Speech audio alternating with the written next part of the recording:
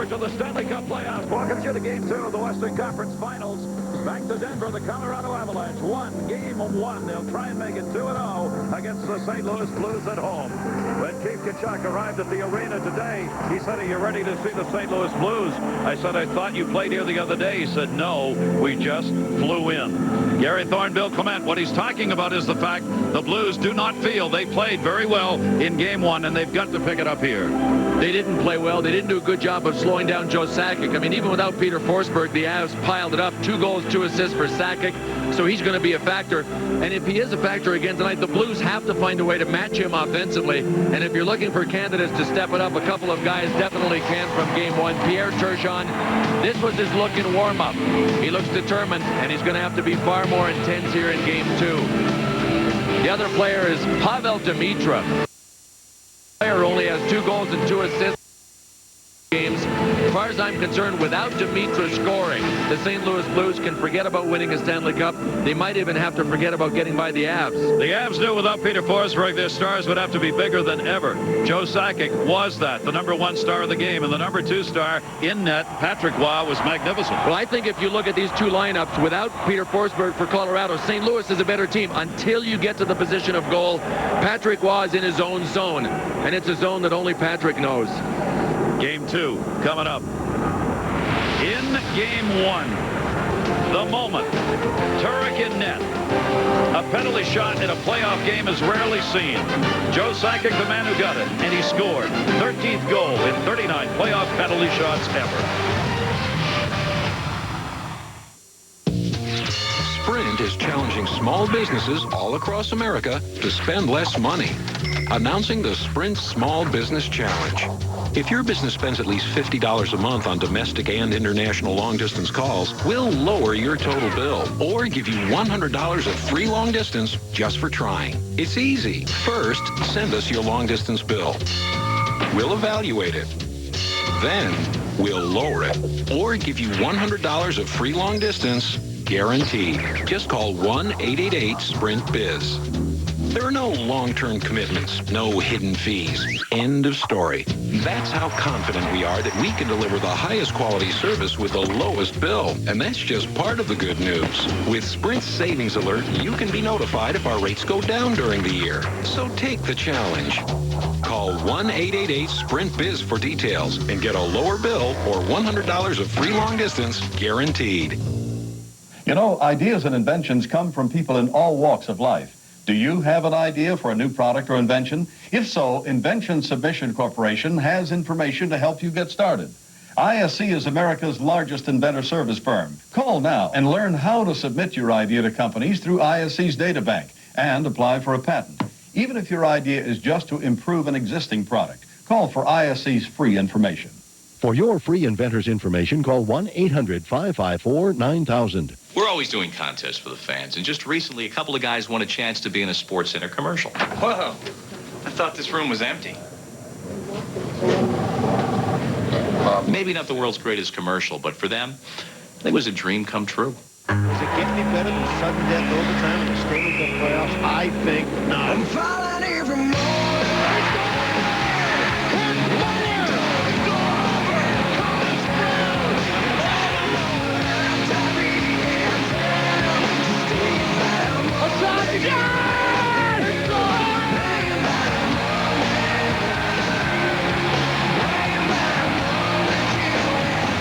Last shot wins tonight.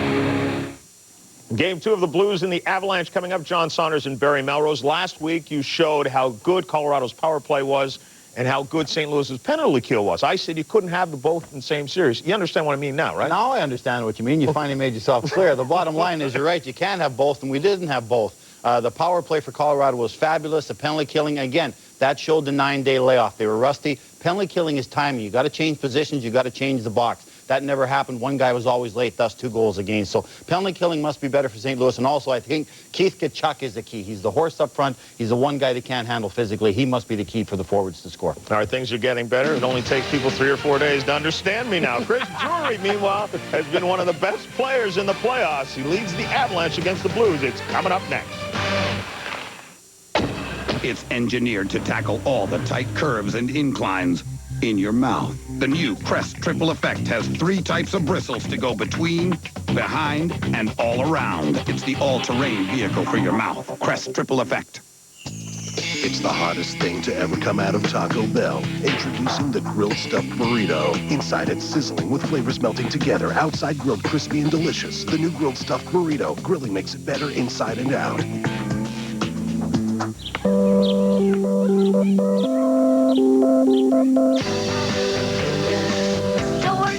For men, every morning it's the same routine. The desperate search for a way to relieve the pain after shaving. Bye, babe. Finally, there's a better way to soothe your skin. New Nivea for Men Aftershave Balm is an advanced blend of moisturizers and vitamins that soothe and actually improve your skin. Nivea Aftershave Balm. More evolved skincare.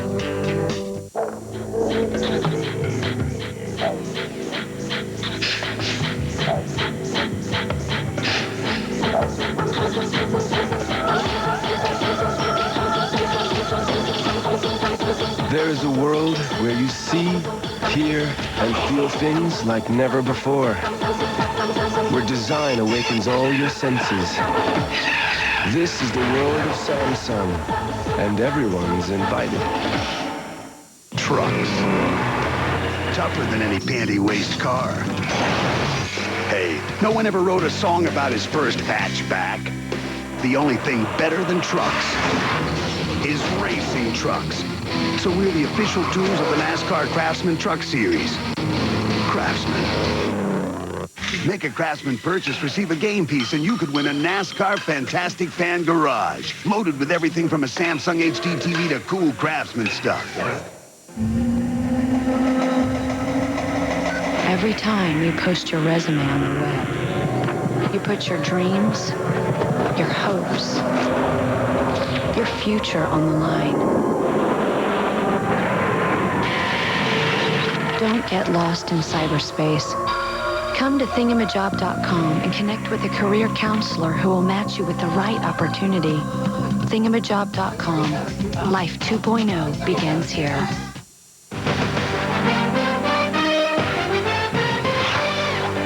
ESPN's coverage of the Stanley Cup Playoffs is brought to you by Bud Light, the proud supporter of the NHL. By Dodge, the official vehicles of the NHL. Dodge, different. And by Southwest Airlines, official airline of the NHL and NHLPA. 30 years, one mission, low fares. It only gets better as each game goes along, and only 4 teams remaining with a chance to have their names etched on the cup. Ready for game 2 underway, and great to have you with us. Hayduk against Turgeon. Turgeon won the draw. Hayduk up. Bryce Salvador with it. Salvador will turn it back to center. Scott Young got it out of there. Al McGinnis from the blue line. Waugh the initial save, and he'll cover it.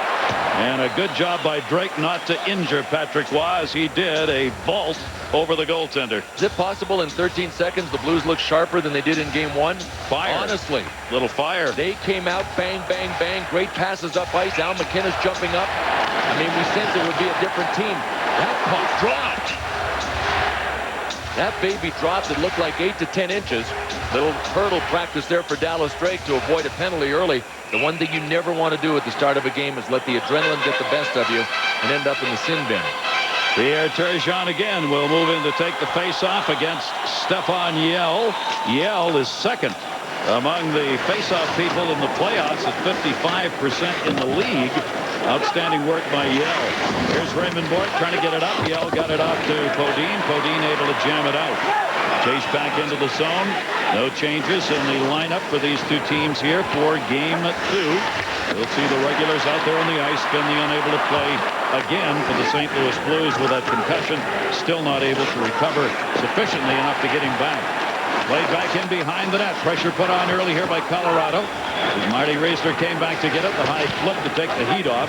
Got it out to center. Foot into Freeze together on defense. And big, you know what?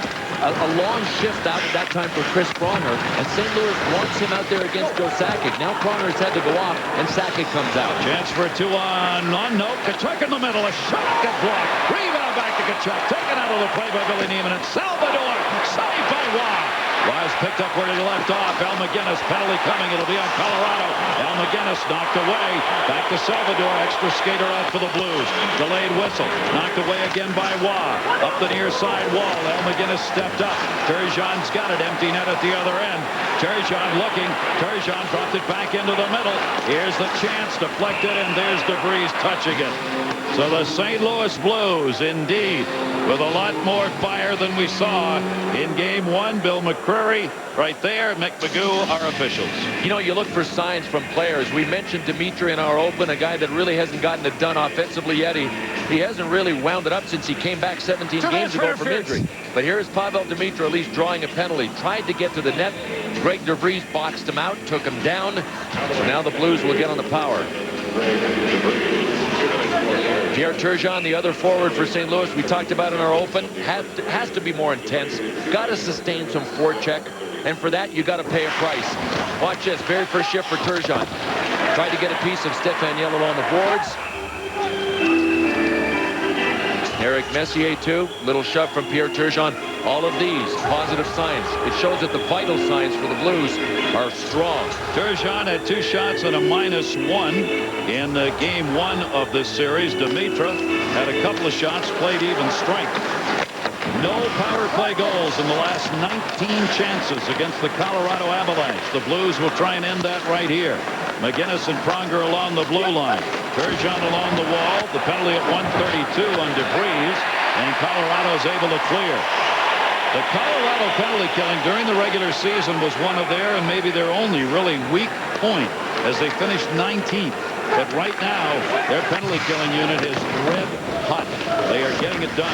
Into the corner, Messier, Bort knocked it away. Far side, Blake couldn't get it. Pronger will. Pronger sends it in. Deflected to the near side. St. Louis on the power play. Turgeon heading to the net with Young. Young had it deflected away. Pronger stepped way up. Messier got the puck, and you back it out of the zone. And Messier clears. A minute to go on the St. Louis advantage. St. Louis, their power play during the regular season was ranked 9th in the NHL. Off the near side boards, Young will stay out on it. Couldn't play it. Foot was there, and Tkachuk dropped it back. Well, the St. Louis power play can be a factor as long as they get on the ice more than they did in Game 1. They only have 2 power plays, and it's tough to be a factor in a game with only 2.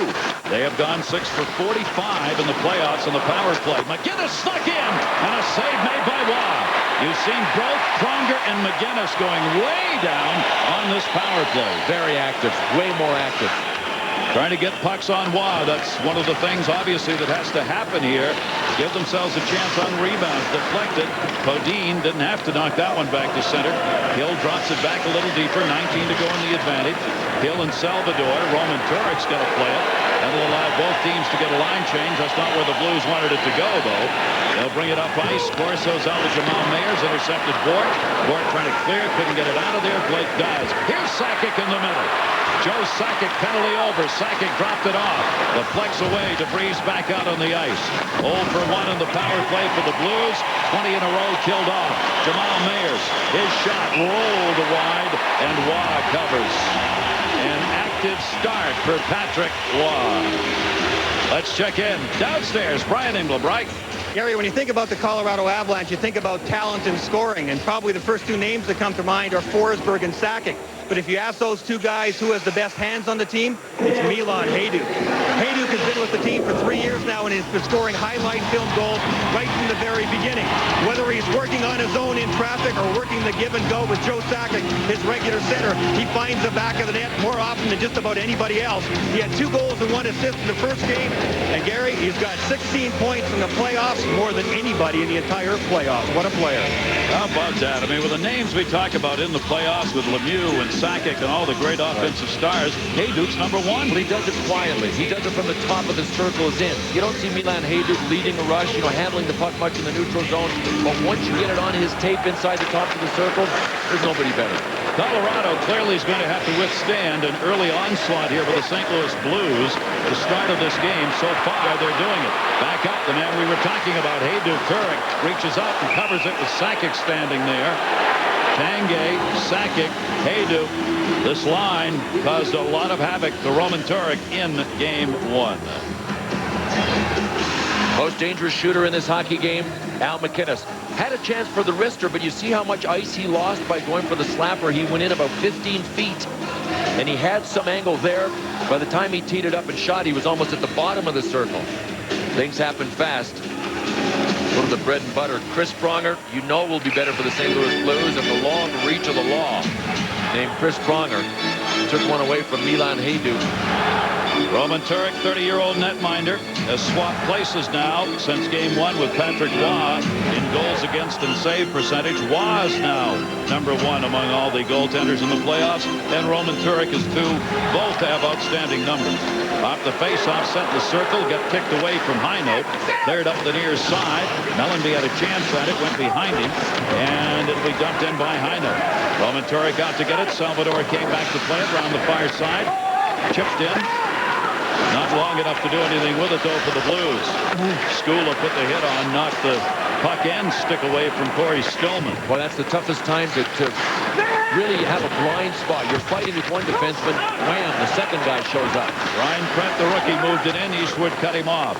They go rink wide near side. The Blues did that in game 1, passing side to side a lot. Clem going back to get it. Clem looking. They were changing. Got it up ice into the middle. Blues want a line change here as well. Sean Hill's pass intercepted. Drury able to dump it in. For Colorado, led by Hajduk, the #1 scorer. Leading goal scorer for them has been Sakic and Drury. Both have 7 in the playoffs. And he chipped away off Marty Reisner's stick. He was playing defense up in the check. Yell came back to get it, couldn't. Now the game settles down a little bit after that opening flurry put on by the Blues. Ahead for Messier. To himself off the wall. His chance deflected. Stephon Yell dumped. Salvador was there to knock it down. Yell trying to free it up with Podine. Podine a shot and a save made by Turek. Good shot by Podine out of that pile at the bottom of the circle. Greg DeVries able to hold it in. Podine tied up. Messier came in to help. Messier got hit by Salvador. And the Blues able to free it up, move it out to center. Can't connect. Foot dumped it right back the other way. Pass blocked by Yell. Podine, they need a line change. He dumps. Roman Turek back to get it. Now play settles in. Black and blue expect a lot of hitting in this game. The Blues, another part of the game they felt they did not excel on was putting enough of the physical pressure on Colorado. Back to Hajduk. Spun around. Couldn't get it. Blake does. Blocked. Near side boards in the middle. Sakic. Deflected off a stick and wide. Played around by Pronger. Sakic with a quick shot. Blake fanned on the chance to get it in. Broke it stick. Skula. How about Joe Sakic actually throwing a body check at big Chris Pronger? Pronger didn't like it. Came back with a stick. Pronger intercepts the pass. Jamal Mayers wide on the shot. Barso on the far side. Got it down deep. Jamal Mayers in behind the net. Mayers had Blake on him. That forced the puck off the near side wall. They'll send it back. Start the other side. Turgeon charging. Just came off the bench. Turgeon able to hold it in near side. Tanguay to get it. Tanguay starts it up. Tanguay will go wide to Blake. Colorado looking for a change here. They'll get part of it done right here. May get caught in it. Yeah, they'll get enough out to cover it up. Shot by Young right back to Skula. Centering pass. Waugh! What a play by Waugh! A tip as he came left to right. Sent back in on Roman Turek, and he will hang on. 13:07 to go. First period. Great action. Shots 5-2 in favor of the Blues. I'm sorry, did I say millionaires? I meant billionaires. I hope Agent Phil isn't twisting Gretzky's arm too hard. It's terrible. He's going to make us rich. Very good. He's probably bleeding Gretzky dry. Ladies, how about another Bud Light? Oh, hey. And could you get this one? We're a little short. I'm sorry. Could I get your name again, sir? Mr. Phil Esposito. And please take care of yourself. I may be small, but I'm a big tipper. Punks. Dodge Ram has inspired considerable change in pickups, and it's been the inspiration for change among pickup owners as well.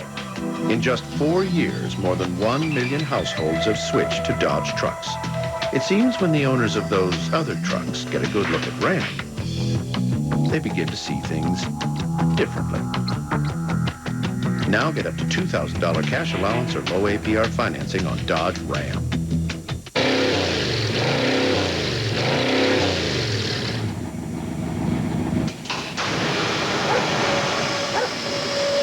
Some guys take their car's performance a little more seriously than others. That's why they turn to Valvoline SynPower Complete Fuel System Treatment. Unlike some fuel additives, SynPower cleans beyond the fuel injectors all the way through the combustion chamber. Valvoline SynPower. Synthetic oils, additives, and cleaners.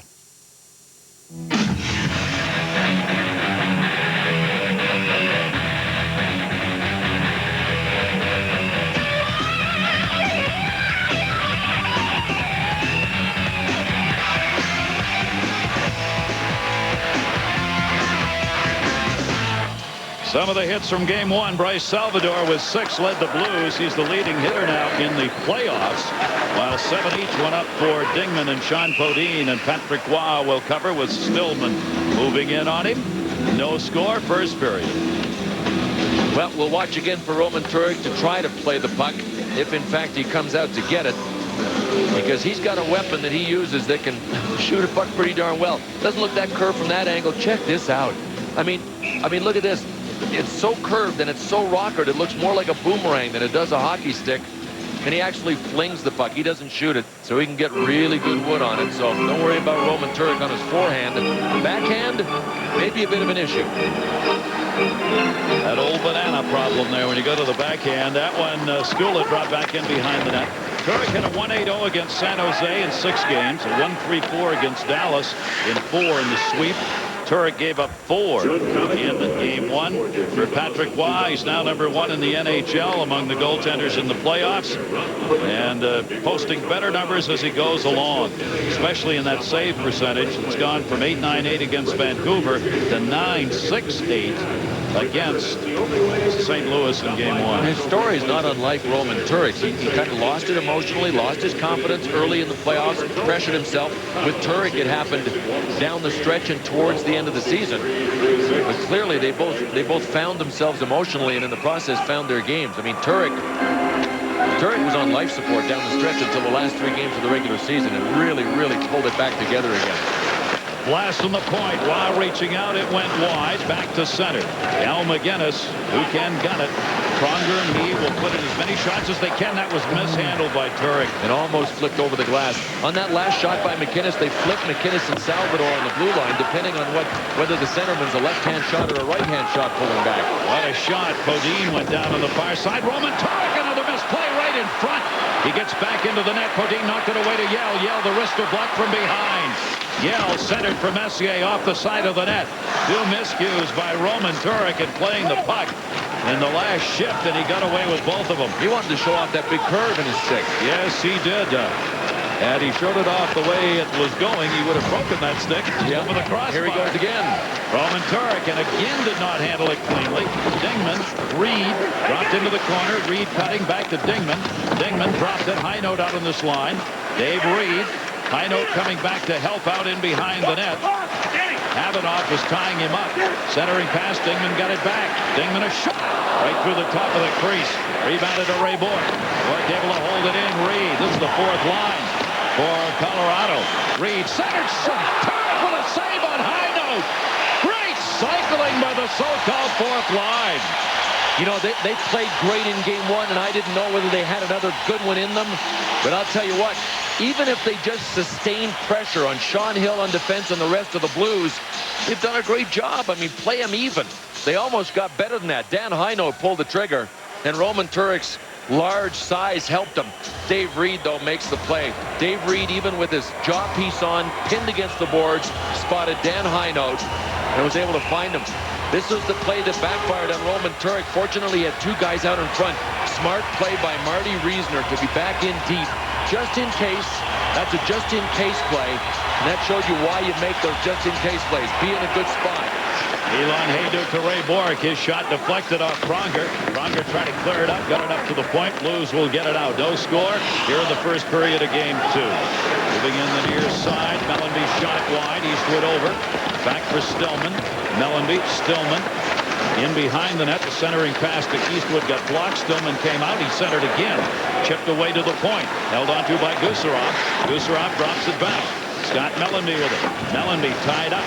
Mellanby dropped it. Stillman wanted a backhand. Forehand. Ended up getting one. And it bounced and is covered by Waugh.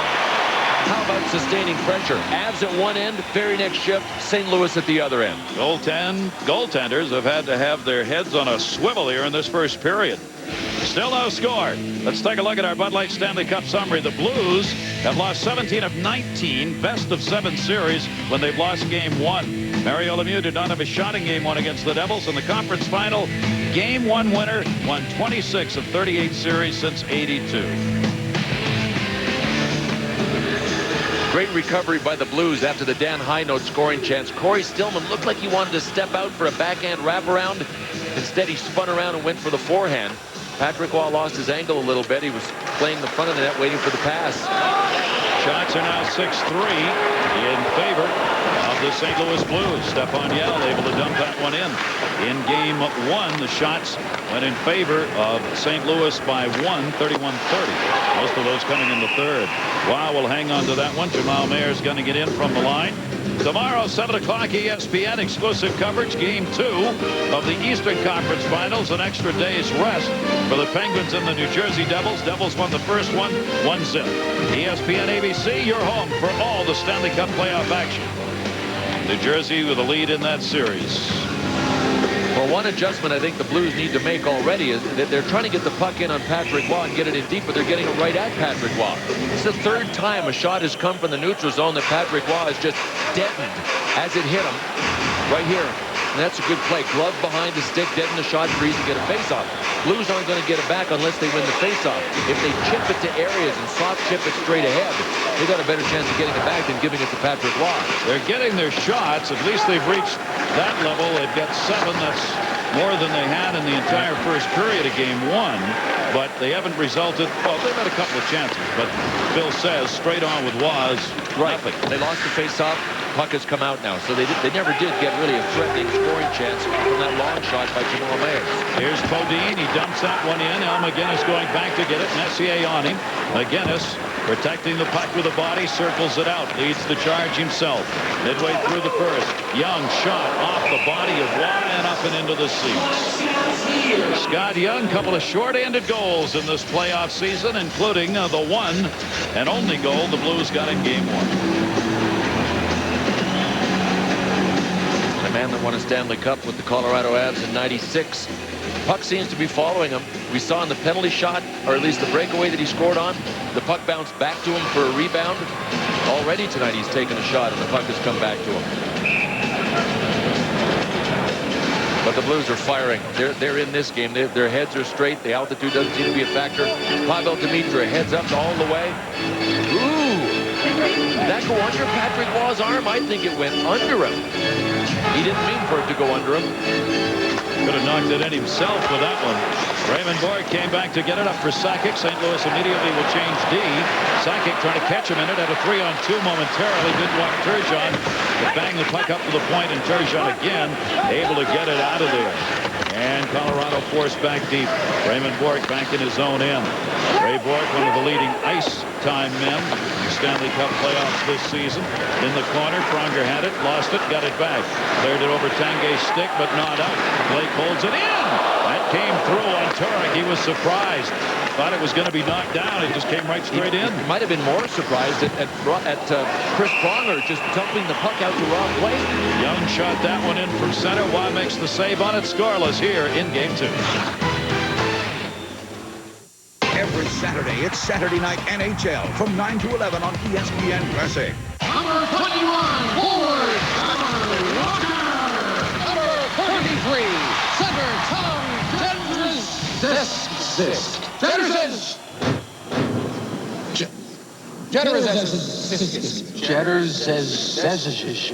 Hey, you stink! Want to get away? Now you can. Fly Southwest Airlines for just $39 to $99 when you purchase by May 24th. You are now free to move about the country.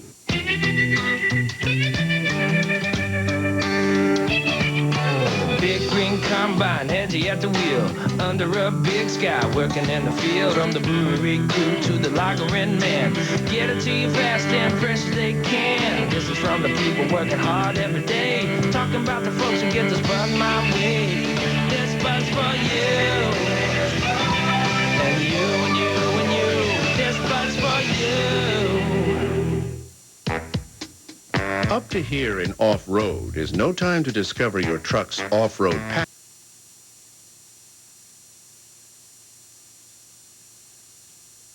Solid steel and high-tech composite skid plates, big honking 17-inch wheels and special tires. Dodge Ram Off-Roadster. It draws a very definitive line in the mud. Now get up to $2,000 cash allowance or low APR financing on Dodge Ram. Chris Pronger, the captain of the Blues, his first time to the conference finals. Wanted to elevate his game from game one.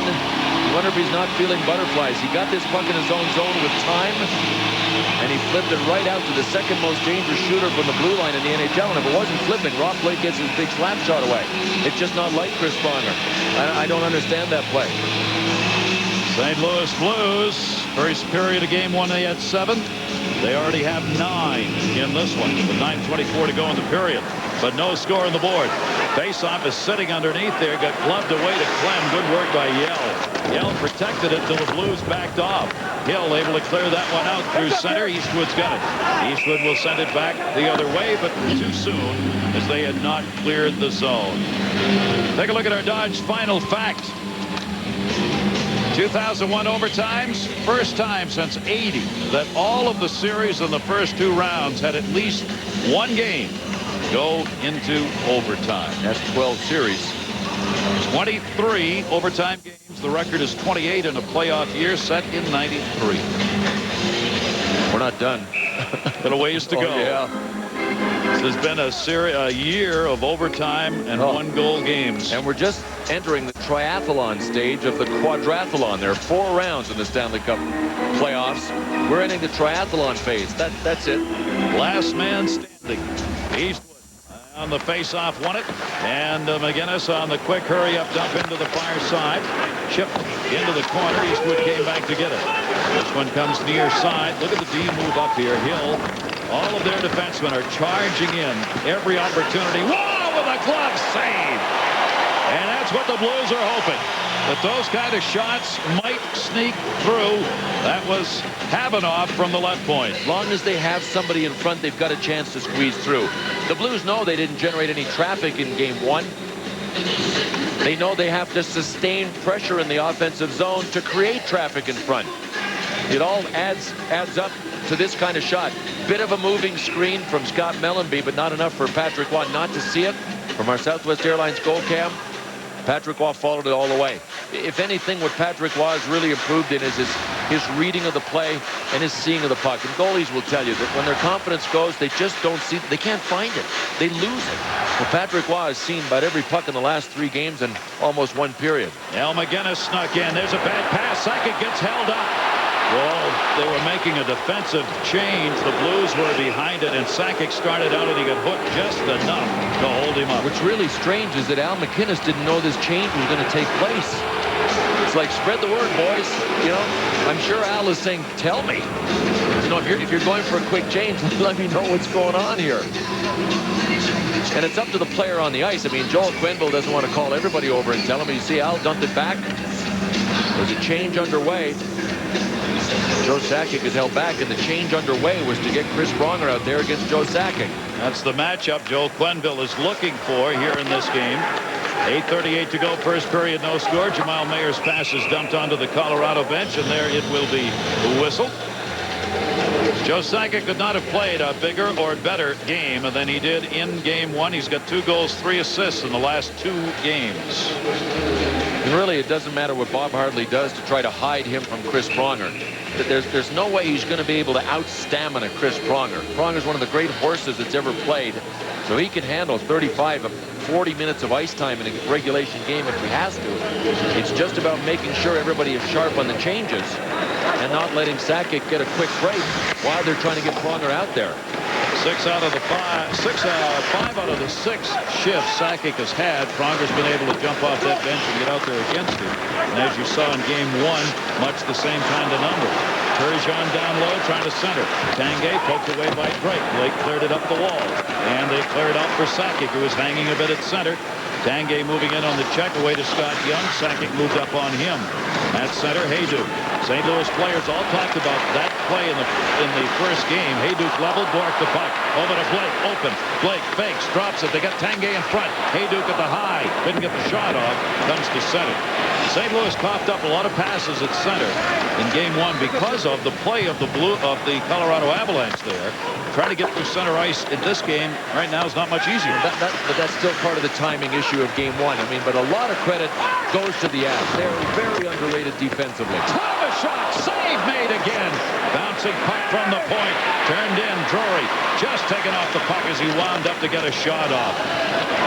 Good effort. Dimitrov dropped it. Shot. Kachuk off the near side. Here's the line that St. Louis wants to get going. Played by Clem. Clem turns it. Got it up. Hand out. Drury lost his stick here. Doesn't have one as he heads over to the bench. There he is playing the body. Good play by Drury, and then after playing the body, he gets on the bench. A couple arch rivals from college. Boston College, Reisner, Boston University, Chris Drury. They're still going nose to nose. And those are real rivalries.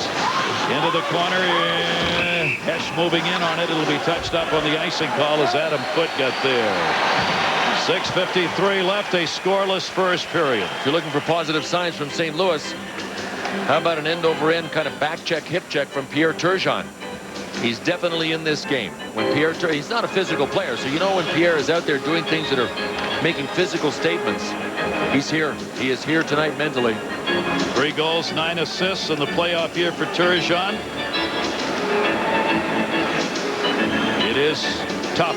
These Colorado Avalanche are playing a very steady first game and continuing it here in the first period of game 2. And the Avs have to use 4 lines. The St. Louis Blues, but they'll just outlast you in a series, in a 7-game series. Back to Blake. He'll take it. Oh, what a save by Turek. He did the splits, reached up with a glove, and Blake denied a goal. Well, I mentioned Rob Blake as the second most dangerous shooter from the blue line in the NHL. The Blues have Mr. Danger number 1. That's Al McInnes. But Rob Blake had time. Looked like he had a bit of a screen. The guy whose nickname is Large came up large on this one. Roman Turek had to try to peek around Dave Reed. Great screen from Reed. Blake was heads up the whole way looking at it. And I'm not even sure that didn't tip off of Mike Eastwood along the way. And Turek still made. Look at the splits. Large. Very large. Roman Turek again watching through traffic. Reed, penalty coming up. The delayed call. There it is. Power play coming for Colorado. Well, more great work. More great work by this 4th line from Colorado. They generate another scoring chance from Rob Blake of the blue line. And now they draw a penalty. True blue, minor penalty, interference. Mick McGough with a call for us. A reminder, tonight, 11:30, ESPN2, Kevin Cork, Barry Melrose, Ray Ferraro. And it's NHL tonight. Pens Devils Game 2 preview. Devils role players a look at, and more from Denver. All coming up. There it is, cross-check from behind on Dan Heinold. Heinold just backed in, hoping for the best. He got it. An interference call. McInnes out of there, 13-18. Colorado goes on the power play for the Avs in game 1. Their power play got 2.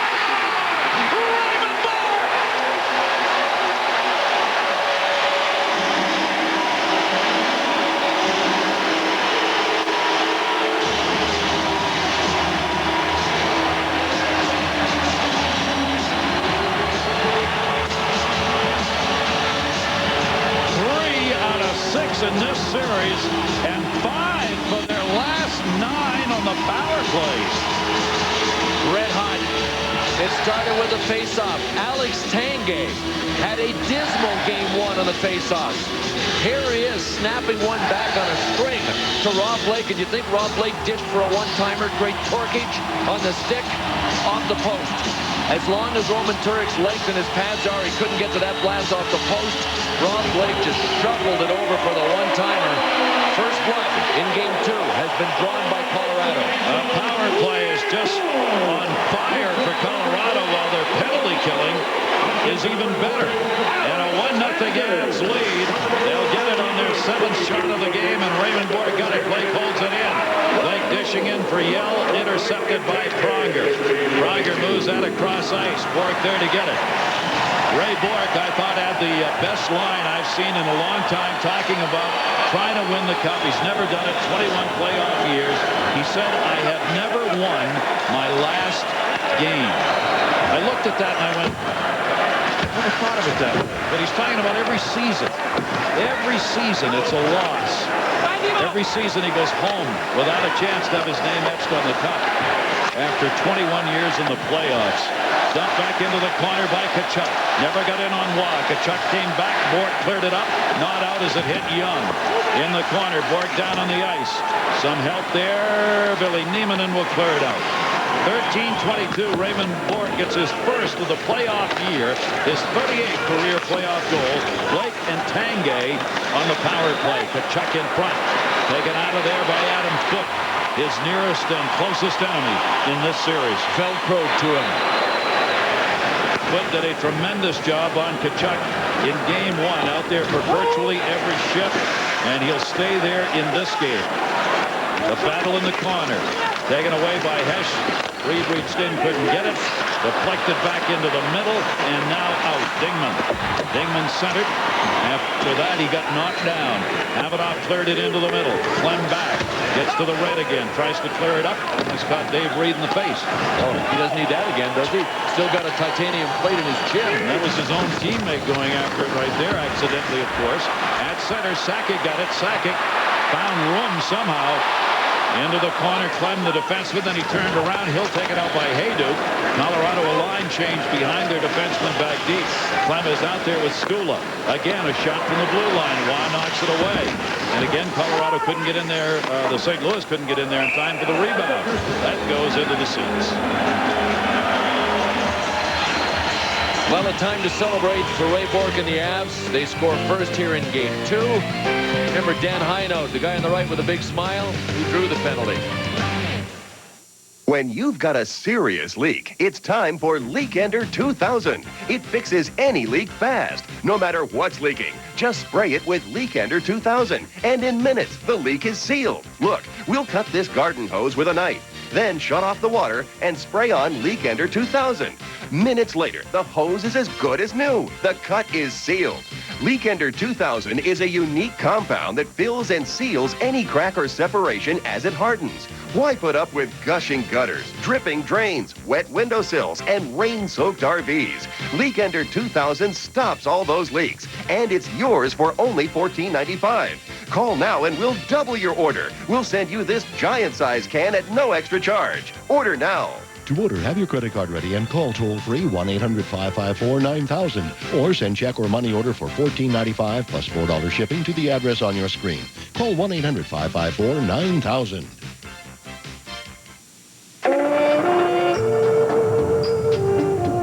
Always prepared.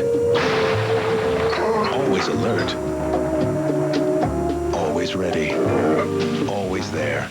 ADT, trusted by more families than any other security company in America. Call now to get ADT installed for as little as $99 and get a free mobile 911 phone to help protect you wherever you go.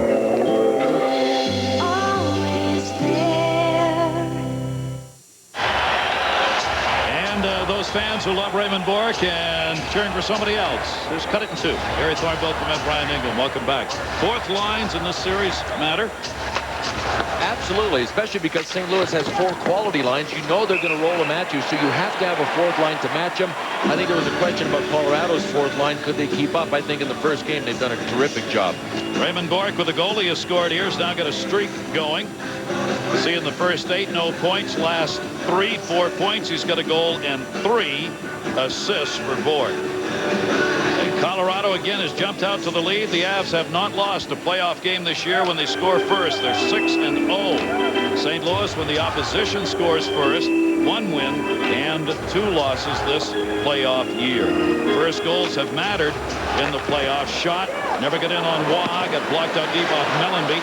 Still sitting there, cleared up by Codine. This playoff year, first goals, 62-21. Teams scoring first have won that many games. Codine in the corner, Mellenby on him. Codine still battling. Yell came back to help out. Centering pass, nobody there. 2-on-2 the other way. Stillman moves it up. Stillman for Eastwood. Blocked by DeBreeze. McGinnis again sneaking in. One of these times, these defensemen, when both are caught off ice, that puck is going to deflect back, and somebody's going to go. Centering pass, blocked, intended for Eastwood. Played back. Messier got it out of there. McGinnis picks it up. And we'll send it back. Both teams making line changes here. We saw what the Avs can do on a 2-on-1. Sakic and Tanguay in game 1.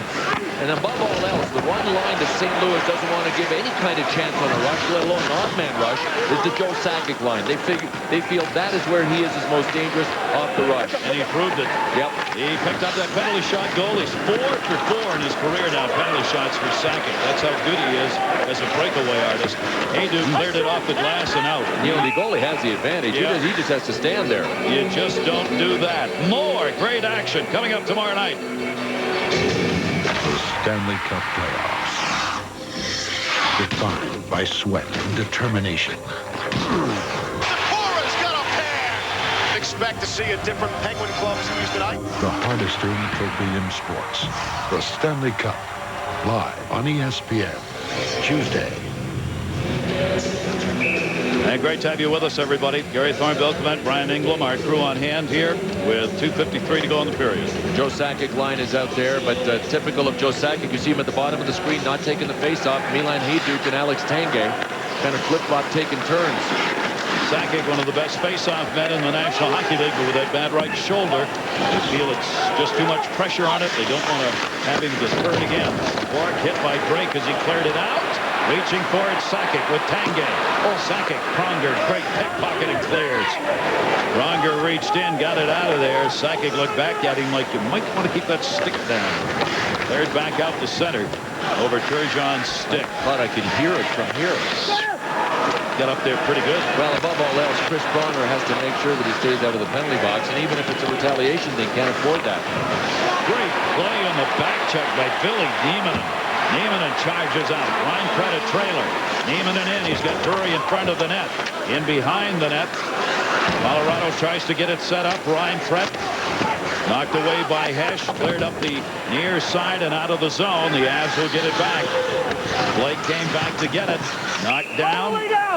Two-liner, and that'll be whistled with 1:50 to go here in the first period. Our Dodge Different Intermission report is coming up, and we'll bring you up to date on Niedermeyer. Barry breaks down the Chris Drury game and the Mavs and Spurs highlights. Our Dodge Different Intermission. We really haven't seen Chris Pronger and Joe Sakic next to one another very much so far in this game, but there was a Joe Sakic stick that came up and creased the side of Chris Pronger's head. This may be the reason Chris Pronger on this play wins. Chop. Both of them let go. Woody Herman would have been proud. 13-22. Bork got the goal. Blake and Tanguay had the assists. Face off to the left side of Waugh. 35-year-old netminder has come up with 11 saves in this first period. Jamal Mayer's ready for a face-off. 16 different players took face-offs in game 1, which is an amazing total. 9 forwards for Colorado and 7 for St. Louis. Hill the shot, save made. Jamal Mayer's trying to find a rebound. It's loose. It's under that pile somewhere, and they get a whistle. Kachuk's going, don't blow that whistle. I had another chance at it. Wait up. Underneath these 4 Avalanche players and the goalie, I tell you, I can see it. 4 Avs dove on the puck there. And Jamal Mayers never did see where it was. Shot right here. Mayers went and looked like he had a piece of the rebound. And right here, Jamal Mayers, see number 21. He's standing there looking around, and he doesn't know where it is. We can see it. It's loose. Oh, out of the way. 4, 5, 6. I just like to count the bodies that are piled up here. All right, you got 4 Avs, 2 St. Louis, 5. Count. I don't know. I lost count. There's an amazing body pile right there. Guys, you can't see underneath. Jamal Mayers again moves in to take the face-off, trying to get it back to Hill.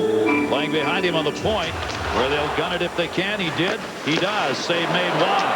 Rebound kicked away to Podine. Patrick Waugh, one busy goaltender, playing in his 209th playoff game. No one's played in more. Nobody has won more as he won his 130th. A takedown on Podine and no call. That That's a great turn for it, too. It looked like a big-time wrestling takedown. It didn't affect the play, so the officials let it go. The puck wasn't around it. Of course, if it was a big-time wrestling takedown, Sean Bodine made it look better than it was. Yes, he did. Yes, he would have probably broken that capsule and shown blood. Taken by Jamal Mayers. Jamal gets it in and heads to the net. Hesh moving. Hesh behind the net. Minute left to go in the period.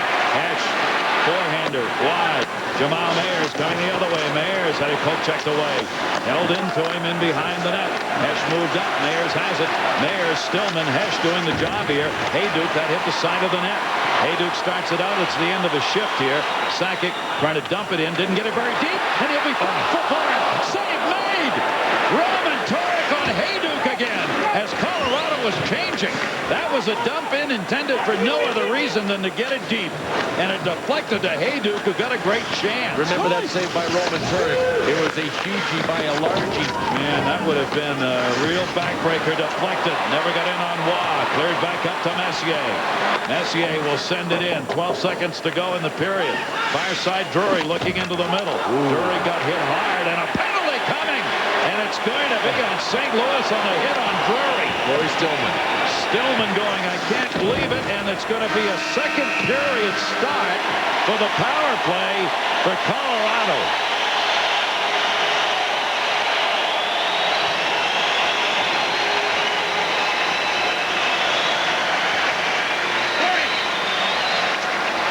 Roughing looks like the call.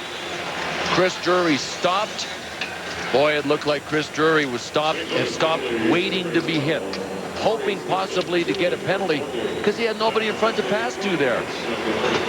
It's going to be a boarding call on Stillman. We'll start the second period. The Avalanche with a 2-minute power play. John and Barry.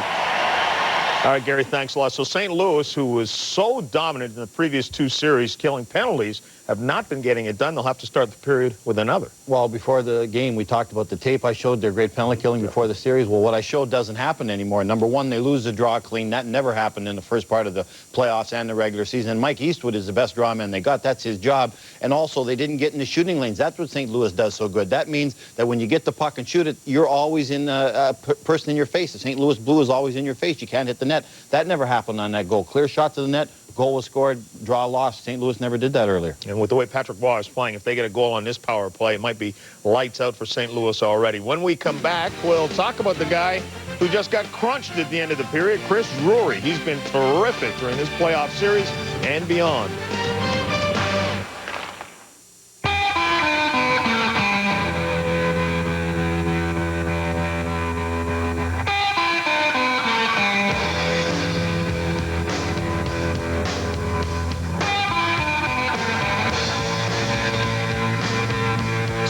Refreshing as a mountain stream. Busch.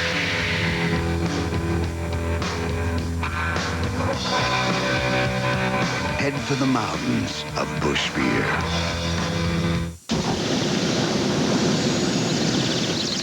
McCormick Grill Mates make your grilling irresistible. In fact, Grill Mates will grab you a slew of compliments, like, Wow, he's really outdone himself this time. But how do you really know they're not just being polite? So, what do you think of the steaks? Oh, you'll know. McCormick Grill Mates Shake-On Seasonings and Marinades. The taste you trust.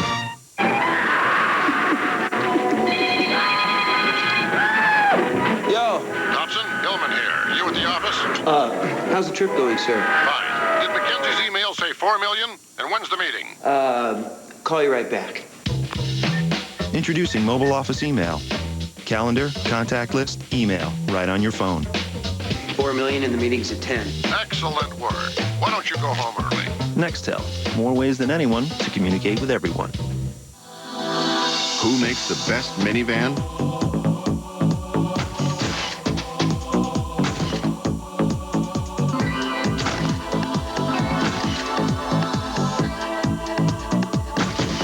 Obviously, the press has already decided. Dodge Grand Caravan, the best minivan ever. See, compare, drive Caravan. Now with a $2,000 cash allowance or low 0.9 financing.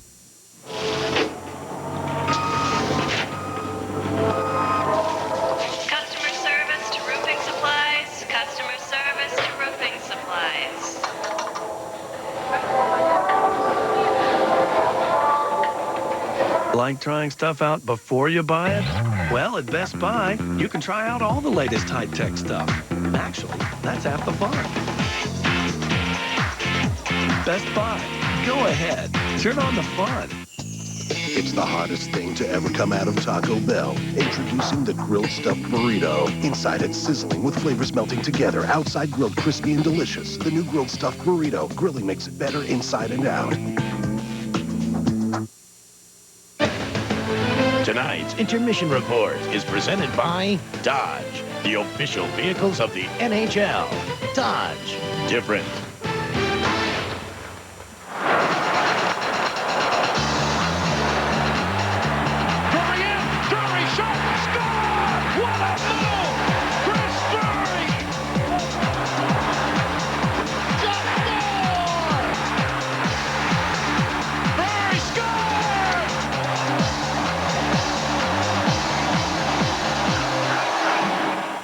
Welcome back. John Saunders and Barry Melrose. Chris Drury has been one of the best players in the playoffs. And I've said this to you so many times. He is so much better than I ever thought he would be, than a lot of people ever thought he would be. I've got a theory why. Fire away. All right, go back to 1989, Trumbull, Connecticut, the World Series, Little League World Series. He was the pitcher in the clinching game. Now take a look at that face.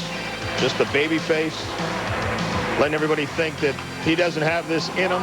The final out, Trumbull wins. Well, take a look at Chris Drury now. I don't think he looks any older now than he did when he pitched in the Little League World Series, and I think a lot of people take that for granted, that he's not that tough. Chris Drury proves that the most important muscle in hockey is still the heart. It beats the arms, it beats the legs, it beats everything else. If you got a big heart, you can play. He's not the most gifted physical athlete in the NHL. As a matter of fact, we have a saying in hockey, all show and no goal. He's the other way around. He's all goal and no show. He's not the biggest, he's not the fastest, he's certainly not the quickest, but he just goes to the net, he gives up his body, he plays with fire, he plays with passion, he's physical, he'll fight when he has to, he runs into people, he wins physical battles. He's just a guy you cheer for. And again, this is what separates Colorado from other teams. He was a late-round pick. Hayduk was a late-round pick. These weren't first picks, second picks. These were late second, third, fourth, fifth-round picks that the Avalanche found other teams didn't find. Chris Drury had to prove he could play. He wasn't given a position on the Avalanche, and it was taken away from him. He came to the team, he had a great camp, he made the team, he won Rookie of the Year, and now he's one of the best players on the ice. And he's not getting any credit this series, John, because he's on the second line. The Sakic line is getting all the ink. He has to be on that second line with the Forsberg injury and scare St. Louis enough so they can't just continually pound the Sakic line night after night after night. And he's been a winner wherever he's been, whether Little League World Series, college, now as a pro as well. In the other series, the Devils with a 1-0 lead over Pittsburgh. And now comes the news that Scott Niedermayer says he is ready to play. He hasn't played since game number 4 against the Leafs when Ty Domi knocked them out, and he says he's ready to come back. Well, he's a great talent, and when he comes back, he'll certainly make a difference on the team because this guy, his strength is passing and offensive movement of the puck. He's great when he gets the puck in his own zone, making that one quick outlet pass, and that is something very few defensemen can do consistently. The first pass is the most important pass. Here he's behind the net offensively. Everyone's looking at the puck, finds an open man in the slot. He does that great. He's a Bobby Orr, Brad Park, Paul Coffey type defenseman, great skater, great mobility, but his strength is offensive. But here's my thinking with Niedermayer coming back. I don't play him. I got a winning lineup. We've won 3 games in a row. We played the best 3 games we have all year. Sutton, the guy that took his spot, is a +5. That lineup has a little bit of magic right now. When they lose, fine. Get Niedermayer in there. Certainly it'll make a difference on the team. But I hate to break up a winning lineup. You take Sutton out, say you play too well, I got to put Niedermayer in. Leave the kid in. You got 6 great defensemen who are playing well right now. They're really playing as a unit. When they lose, bring the guy back, and everything will be fine. But I hate to change a winning lineup. I will give you credit. You're a man of your conviction. You said the same thing last year about Lindros. Lindros came back. Philadelphia. They're a different team. Chemistry completely changed. We'll find out if Scott Niedermayer will play. He says he is ready, and Game 2 will be ready to bring it to you tomorrow night, 7 o'clock Eastern Time. Mario Lemieux with no shots in Game 1, and also Sergei Brylin, who had his knee scoped 10 days ago, now says he's ready to play for the Devils as well. So it looks like he'll come back. A good doctor. All right, terrific. I wish I had the guy. Avalanche up right now, 1-0 over the Blues. That's a psychiatrist. Who makes the best minivan? At Dodge, we make them great and grand. We make them front-wheel drive and all-wheel drive. We make them with traction control, remote control, even seating, and cargo control. In fact, Dodge Caravan gives you more choices than any other minivan, including the minivan rated best by AAA. See, compare, drive. Grand Caravan. $1 billion. That's how much Oracle saved in 1 year using its own e-business software. How much will you save? Oracle. Software powers the internet. When he announced that he was coming back from retirement, Go Penguins! It means a lot to have him back. My first thought was, thank God. Pure joy. Everybody felt it. This goes beyond sports. This is culture. It's the best thing to happen to Pittsburgh since the inaccurate reception. A lot of people thought I was too old to come back. I just needed some time to clear my head and my acne. Play the Powerade ESPN Sports Center Under the Cap game. 1 in 6 wins instantly. Guys like us got no choice. This is war. There was no time for fear.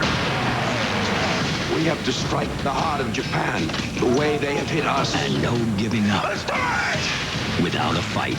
You know what top secret is? The kind of mission where you get medals, but they send them to your relatives. Ben Affleck, Josh Hartnett, Kate Beckinsale, Cuba Gooding Jr. Pearl Harbor, rated PG-13. Starts Friday, May 25th. I don't know if this is such a good idea, but come on. We only have a few more miles to go. Oh, this don't feel right. What if people treated you the way you treat your car? Oh, suck it up. Let's go. Let's go. At Pet Boys, we treat cars right. With 35,000-mile tires, 4 for $99. Or Futuras, 4 for $179. Okay, it's feeling better. Good. It's numbing out. That's normal. All you need to know is where to go. Pet Boys. The NASCAR Craftsman Truck Series rolls into Pikes Peak as Ted Musgrave looks to grab another checkered flag. That's the way we do it now. The Jelly Belly 200, Sunday at 4 on ESPN. Back to the Dodge Different Intermission Report. John Saunders and Barry Melrose. A check of the NBA, the Mavericks and the Spurs. Tim Duncan drives past Booth, jams it down Spurs, 13-7, Barry.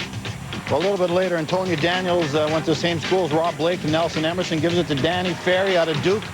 Hits a tray from long range. You know those guys used to have longer hair than longer. Used to have some hair. Sean Elliott hits this three from the corner. Spurs open up a 19-point lead. It looks they're headed for a date with the Lakers if they can win this one, 51-38. Duncan, 17 points, 11 rebounds, and your boy Dirk Nowitzki having a good game. Dirk's a good shooter. We showed that last week. Soft hands from the outside. Sports Center, Rich Eisen and Stuart Scott will be along. And they, too, know something about basketball, not just Barry, the Spurs and the Mavs. The question of the night, where's Weber? Could he be headed for a date with Michael Jordan and Charles Barkley? I hope so. And here we go. Raymond Bork hadn't had a goal in the playoffs, but he gives the Avs a 1-0 lead. There's no place like home. There's no place like home. There's no place like home. No place like home. For over 60 years, Owens Corning has been advancing the science of insulation, roofing, sound control, even home theaters. And everything we've learned, we've put into one very special place, your home. Owens Corning. We know homes. Hey, Mr. Toolbelt, why don't you change your oil every 3,000 miles? And remember, women know when you lie. Look, missing an oil change is like giving a woman a vacuum cleaner for her birthday. You know better. Come on, consider the risk. This is reformulated Quaker State. Protection beyond 3,000 miles under any driving conditions. Can you say insurance? Because I could say I told you so. Reformulated Quaker State. It's been tested. It works. What more do you need to know? Most important thing in life? Surfing.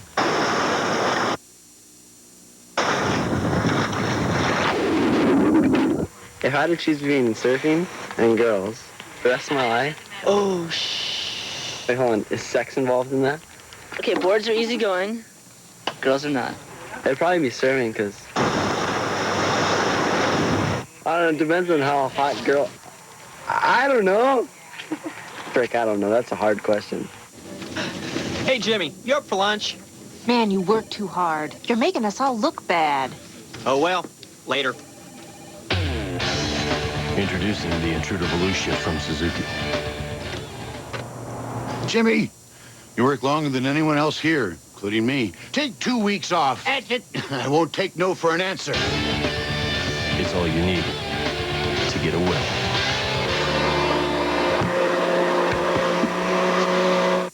Look what's going on at Fridays. New Pepper Jack smothered entrees. Only $8.99 for chicken, $9.99 for steak. Oh, yeah. Get ready to melt. Who makes the best minivan? At Dodge, we make them great and grand. We make them front-wheel drive and all-wheel drive. We make them with traction control, remote control, even seating, and cargo control. In fact, Dodge Caravan gives you more choices than any other minivan, including the minivan rated best by AAA. See, compare, drive. Grand Caravan. The Stanley Cup Playoffs. Defined by sweat and determination. Expect to see a different Penguin Club series tonight. The hardest earned trophy in sports. The Stanley Cup. Live on ESPN. Tuesday. Got a little SUV and a big load? Good luck. But Dodge Durango is different. With 2 big, beefy Magnum V8s to choose from, you can pull up to 7,550 pounds, which puts Durango ahead and your boat behind you. Durango. Different. And just right. Now get a $2,000 cash allowance or low 0.9 financing on Durango. Hey, we're out of teas. Let's roll up this dollar. A buck? Are you kidding? We might lose it. Just a buck. Guess you don't know about 10, 10, 220. That's only 99 cents for all calls up to 20 minutes. Yeah, and just 7 cents a minute after 20. That's cheap. Do I have to sign up?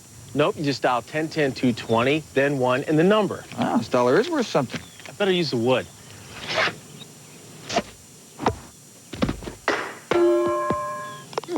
Kind of pulled it. Dial 1010-220.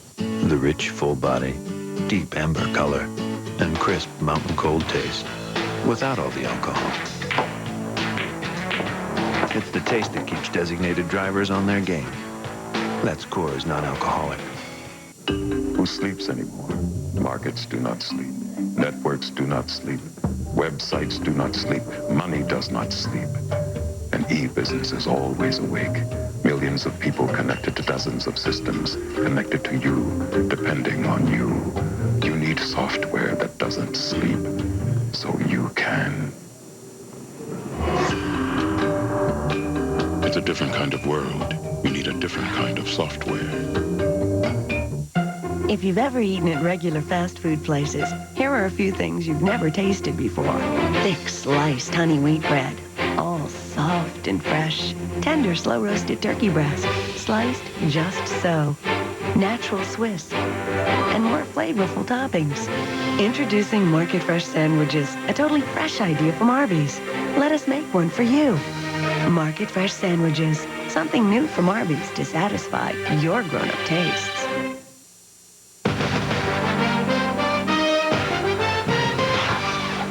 ESPN's coverage of the Stanley Cup Playoffs is brought to you by Dodge, the official vehicles of the NHL.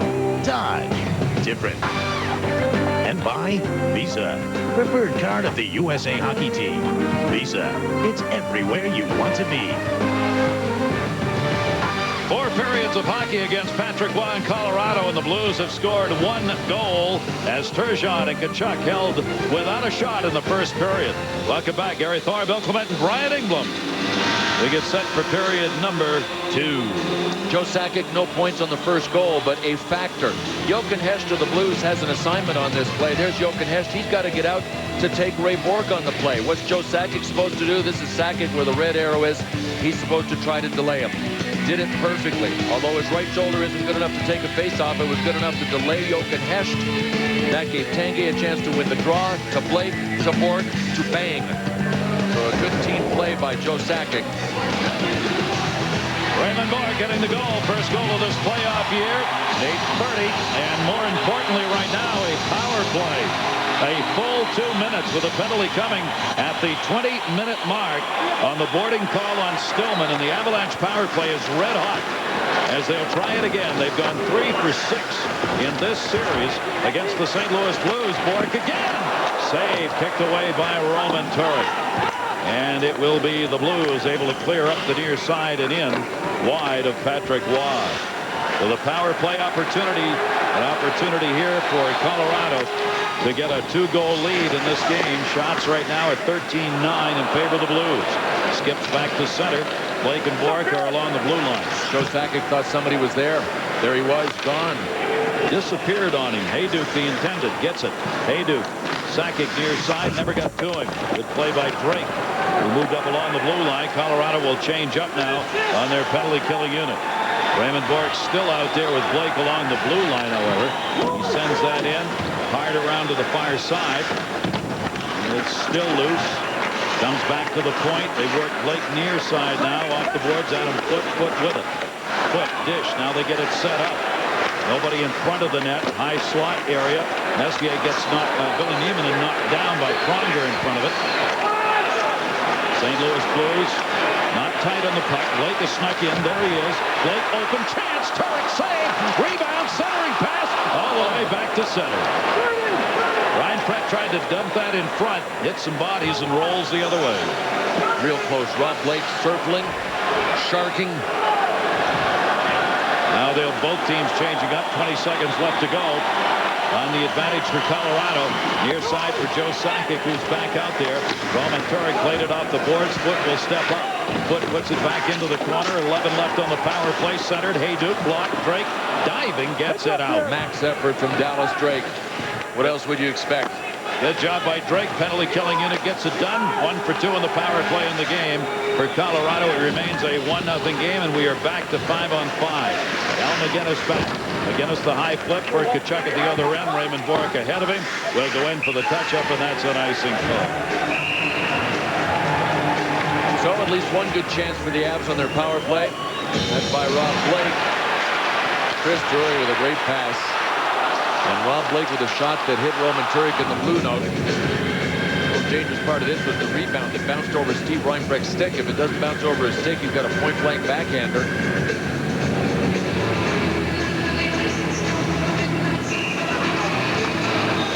Blake dangerous out there with that point shot.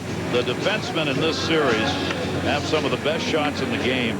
The likes of Blake and Bork and of course Al McGinnis, the one of, if not the hardest shot in the league. You know what we've seen in this game already, though? The more they sneak in, the less their shot is a factor.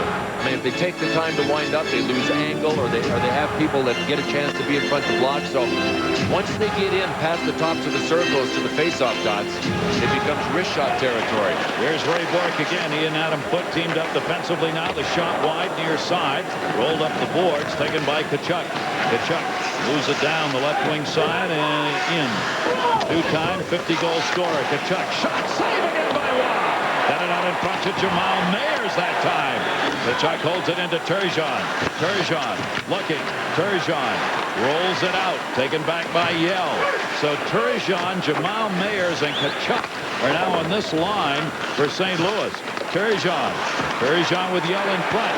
Turgeon a shot deflected off Mayers. The point. That shot deflected up and into the air. Salvador took it. Waugh does not have his stick. Waugh, the stick's in front of him on the ice, and Colorado clears. Sean Podine not only blocked the big blast from Salvador, but got this thing down the ice. Get Patrick Waugh out of trouble. Waugh reaching for his stick, had a skate moving away from him. And Podine, at the same time, was clearing the puck out of the zone.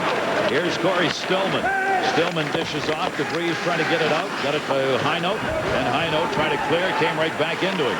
Highnote and Eastwood collide. DeVries back in behind the net. Greg DeVries stepping up. Havanoff able to hold it in. Behind the net, Mellanby. Mellanby, Eastwood, and Stillman on this line. That has not changed. That one deflects off the dasher to Mellanby. His pass hit by Highnote. Still loose against the wall. Blake trying to pull it back in. Poke checked away. Centered for Mellanby. Came all the way to the near point. Havanoff shot got blocked. And it's kicked out of the zone. Good work by Dingman. Dingman and McGinnis. McGinnis turning on the Jets a little bit, able to clear it out. Avs trying to get a line change. Billy Neiman and take it away. Eastwood will dump it in, and St. Louis will change it up.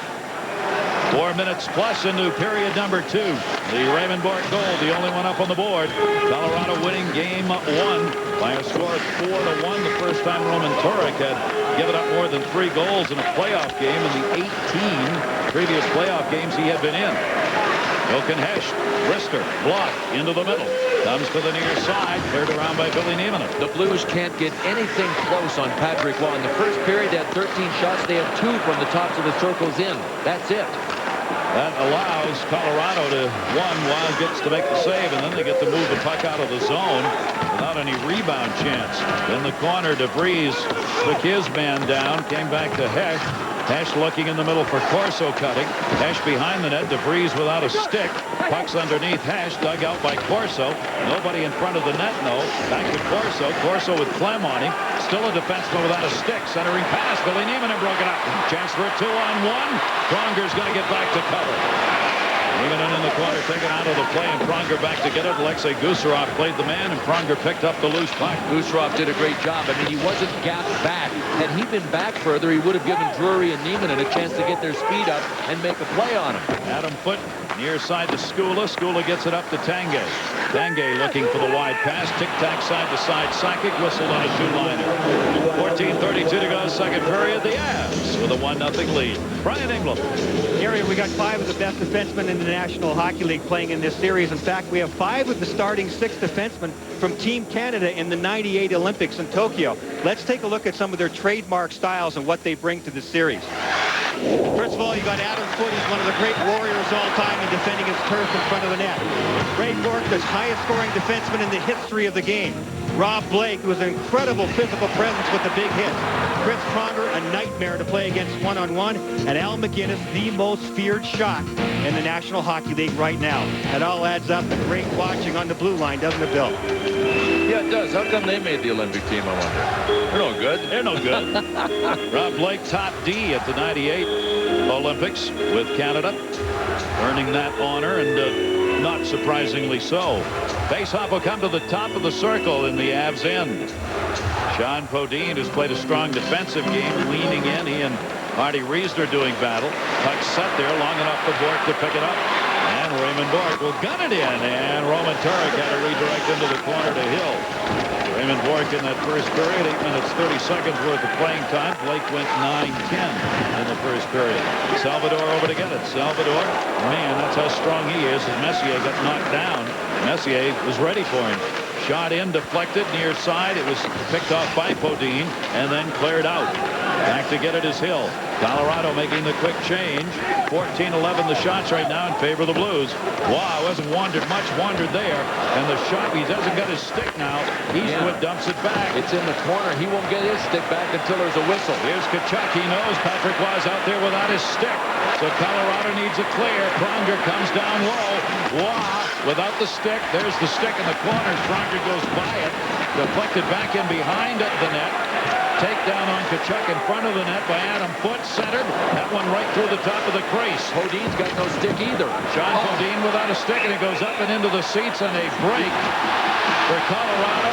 No penalty on the action so far in the corner. Check this out, though. Adam Foote going at Chris Pronger.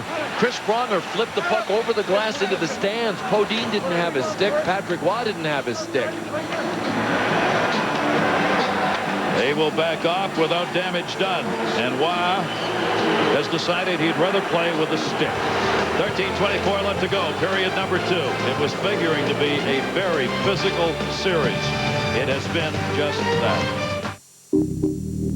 I know you're a good driver. It's all other people on the road. It's better to be safe than sorry.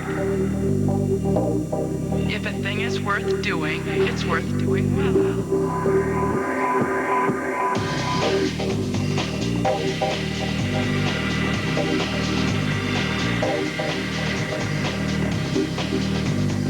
Now get a $1,000 cash allowance or low 0.9 financing on Dodge Stratus. You must be hungry. Let's go get some breakfast. Choo, like the Mookos do. Oh, yeah. Dressy Wessy. Oopsie, whoopsie. Jumping girl on a swingy wingy. Poo, poo, poo. Is Daddy Waddy home from worky turkey? When you're in desperate need of a night out, you need Broadway.com and Visa. How super wonderful use of iambic pentameter. Whammeter. Visa, the preferred card of Broadway.com. Ask my mom to dance, please. Would you like to dance? Mom?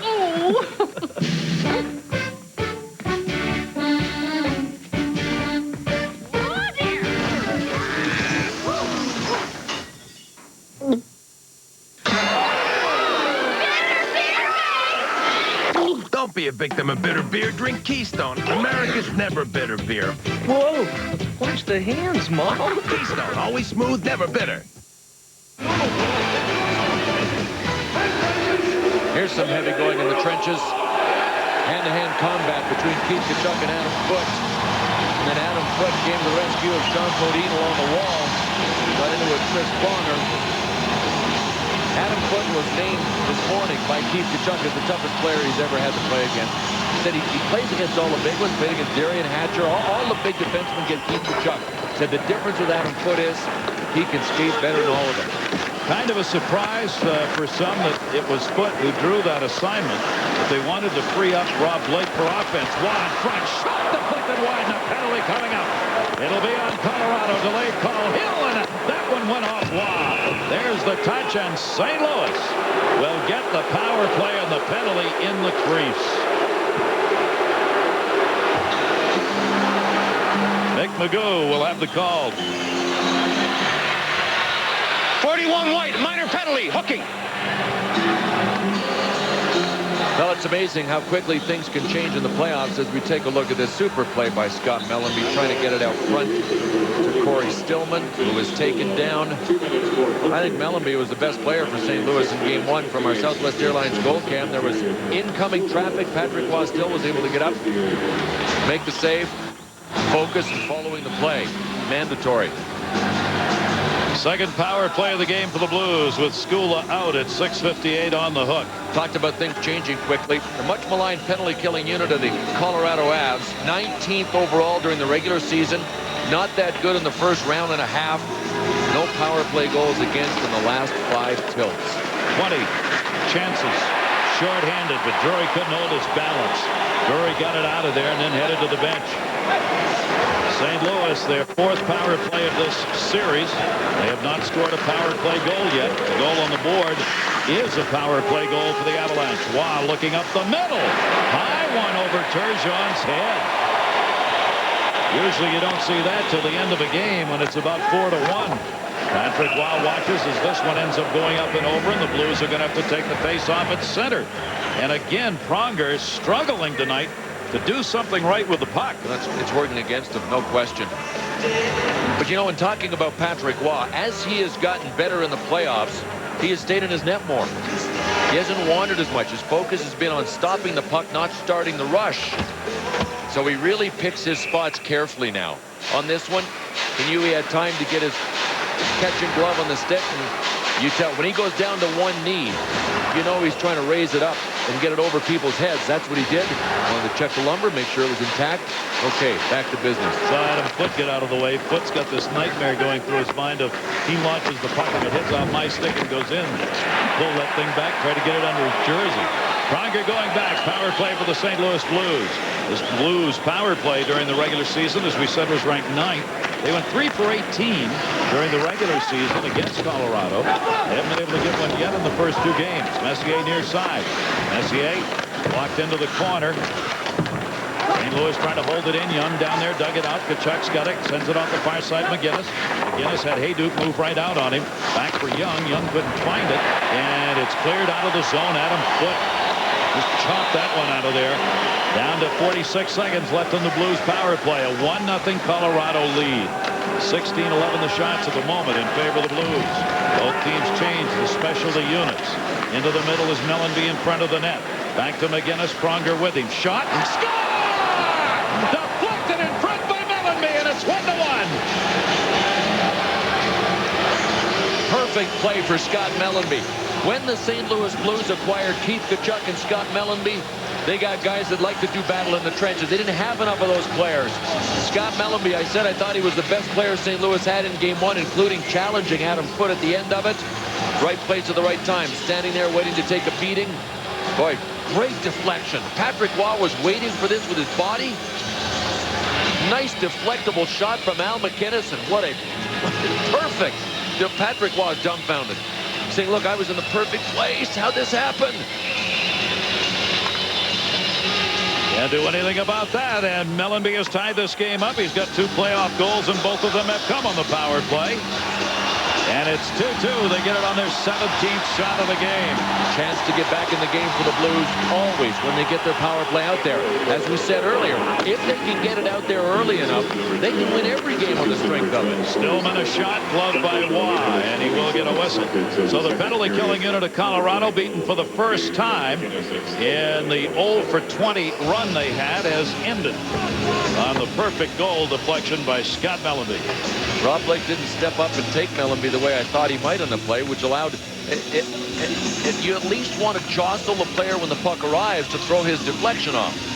And it didn't look as if Rob Blake was touching Scott Mellanby or his stick, you know, when that shot came. You time it so when the shot's in the air, flash his stick, give him a shot, do something like that. Scott Mellanby was standing there untouched. 8:27, the time of the goal. Mellanby picking up the power play goal. McInnes and Stillman got the assists on it. So the goals in this game both have come off the power play. Jamal Mayers back out, face off against Chris Drury. Mayers back with his original line mates now, Hesh, Corso. And the linesmen want him to get their sticks down here. Jamal Mayers is going to put his down first. And the face off won back by Drury. In behind the net, DeVries has it. 1-1, game 2. Colorado won the first one, 4-1. Series, of course, will shift to St. Louis on Wednesday. Roman Turek had to block that one. Longer back in behind the net. Up the near side. Jochen Hesch got it. A very high flip. Deflected down by DeVries and out to center. I thought that looked like he was going to go up into the middle of the clock and just stay there. Lost sight of that. I thought he'd gone into the scoreboard somewhere. Shot from center. Wide. Rebound is knocked down by Gusarov. He tried to drop that into the middle. Gusarov kicking it back in. Would have been offside, won't matter. He was knocked out of there by Colorado. Gusarov back in his own end. Alexei Gusarov hasn't had a playoff goal in 66 games. Not a scorer, but he's just running up the numbers on that one, and that'll be touched up on the icing. I'm going to go back and take a look at the goal St. Louis has just scored. There's Rob Blake. He was part of it. He was behind Scott Mellanby. They're right here. I'm trying to figure out whether Al McInnes got rid of the shot so quickly it surprised Rob Blake. Because he didn't appear to move on the play, did he? He just appeared to stand behind Scott Mellanby.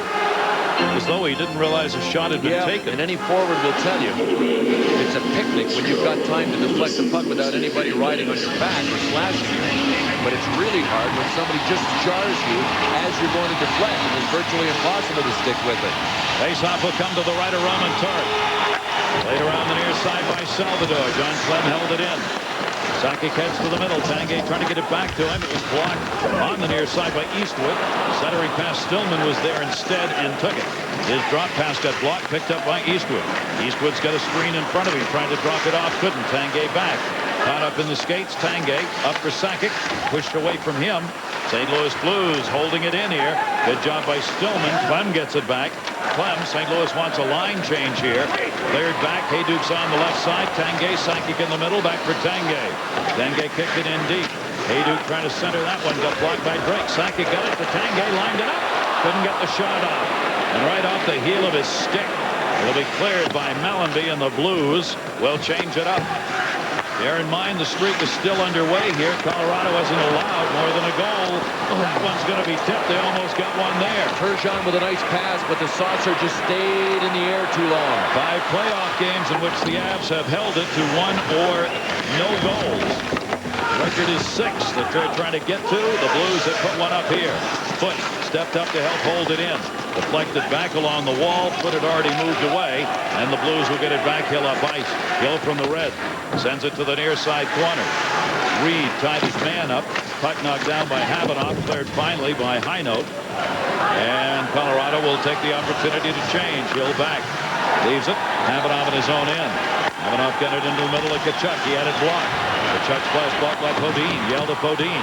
Bodine going into the corner. Bodine wanted to center. Hill took him out. Hill can do some damage on you when he gets you on the wall. Bodine. Messier's in front. Shot. Save! And Roman Turik's got it covered. The Blues do not want to go down. 2-0. Colorado, their hope is to go to St. Louis with a 2-0 lead. We're tied at 1. Contributions from everybody. That's how you win. The Avs come out here with their third line now pressuring the Blues. Sean Podine with a backhander. Save Turk. NHL Tonight, Tuesday through Saturday on ESPN2.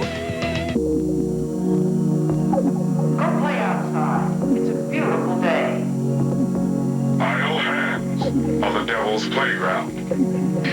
I'm going to let you go this time, but take it easy out there.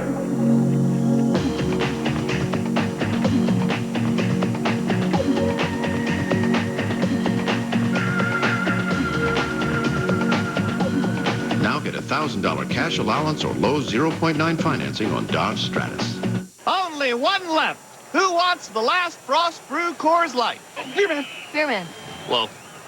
Close one. Close. The beer man is going to have to consult the instant replay.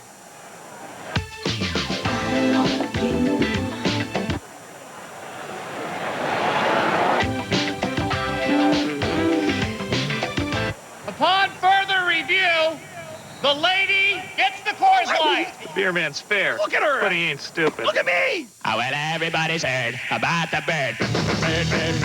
The bird's a word. Oh, well, a bird. Well, a bird is a word. Oh, well, a bird. The bird's a word. Oh, well, don't you know about the bird? Well, everybody knows that the bird is a word. Oh, well, a bird. The bird is a word. Oh, well, everybody's heard about the bird. Bird. The bird's a word. Oh, well, the bird.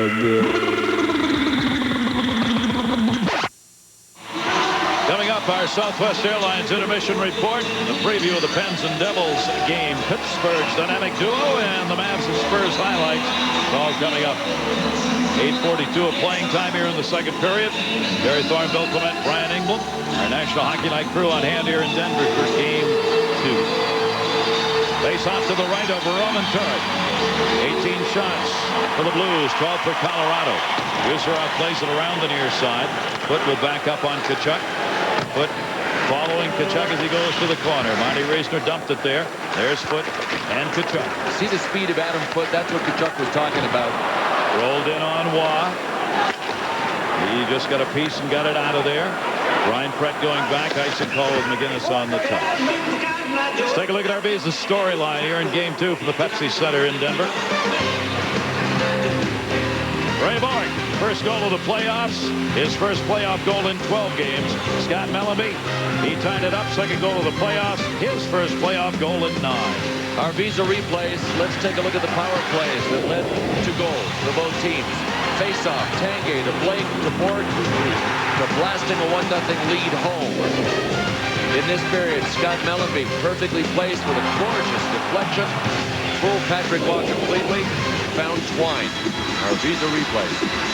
There is Scott Mellanby. 1,079 games played in the regular season, a veteran. There's our summary to the moment. Each team 1 for 2 in the power play, scoring chances. Just a 2 advantage for the Blues. But the Blues are generating scoring chances from in much closer than they did in the first period. A couple of backfired. Turgeon's pass didn't get there to Scott Young.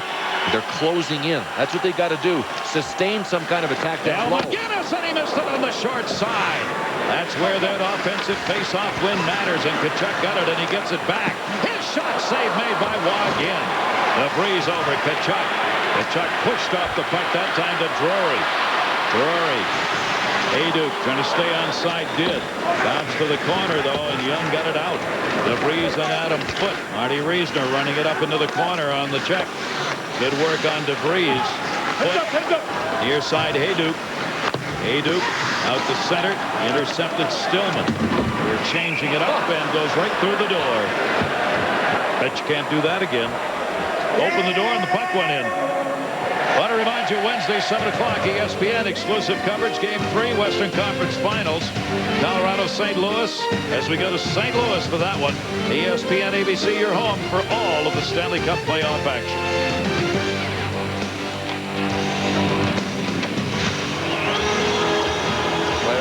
here. Keith Kachuk with a big face-off win and a save by Patrick Wong. Some good pictures, too. Our cameraman, Doug Rose, working that camera. Mom, Jean, at home. Jean, Doug just wanted you to know he's thinking of you. Back to Gusarov. Gusarov sends it in wide. Will rip that one around the far side, and Dingman got it. Dingman going to drop it in the middle. Reed partially deflected that. Came back to Dingman. Dingman dropped it off down low offside. Had a chance. Dingman racing in, had a step, but offside on it. Chris Dingman's lucky to be playing this game. Talk about having your bell rung. That's what happened to him in game 1. Bing. He had a feud going. The feud was with Sean Hill. Watch this hit from Dingman to Hill. He hit Hill so hard, Hill's skate came up and cut him in the butt. Later in the game, it was just about lights out for Chris Dingman.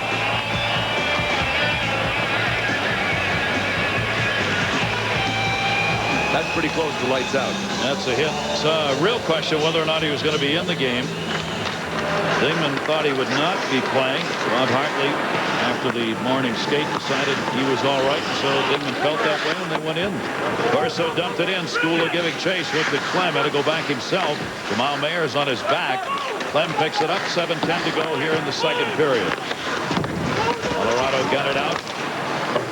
Deflected off Dingman again. Reed couldn't hold it in.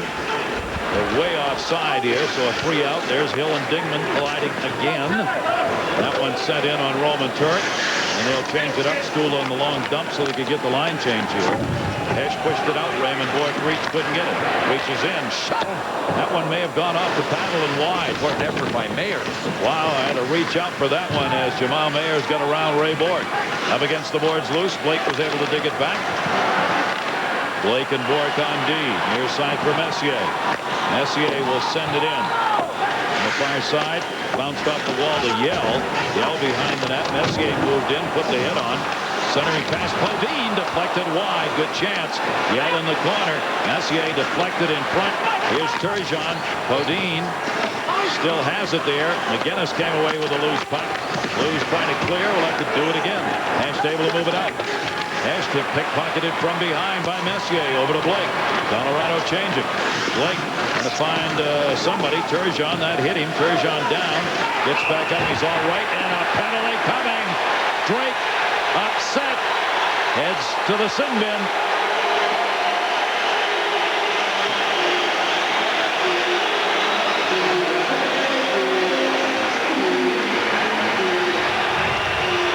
Joe Quinville's not real happy either. Interference is the call. The Avs go to the power play. Dan high note for Colorado trying to get in on the forecheck. No doing.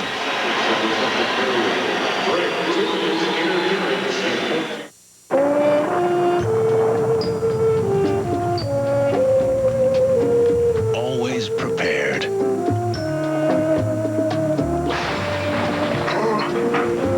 Always alert.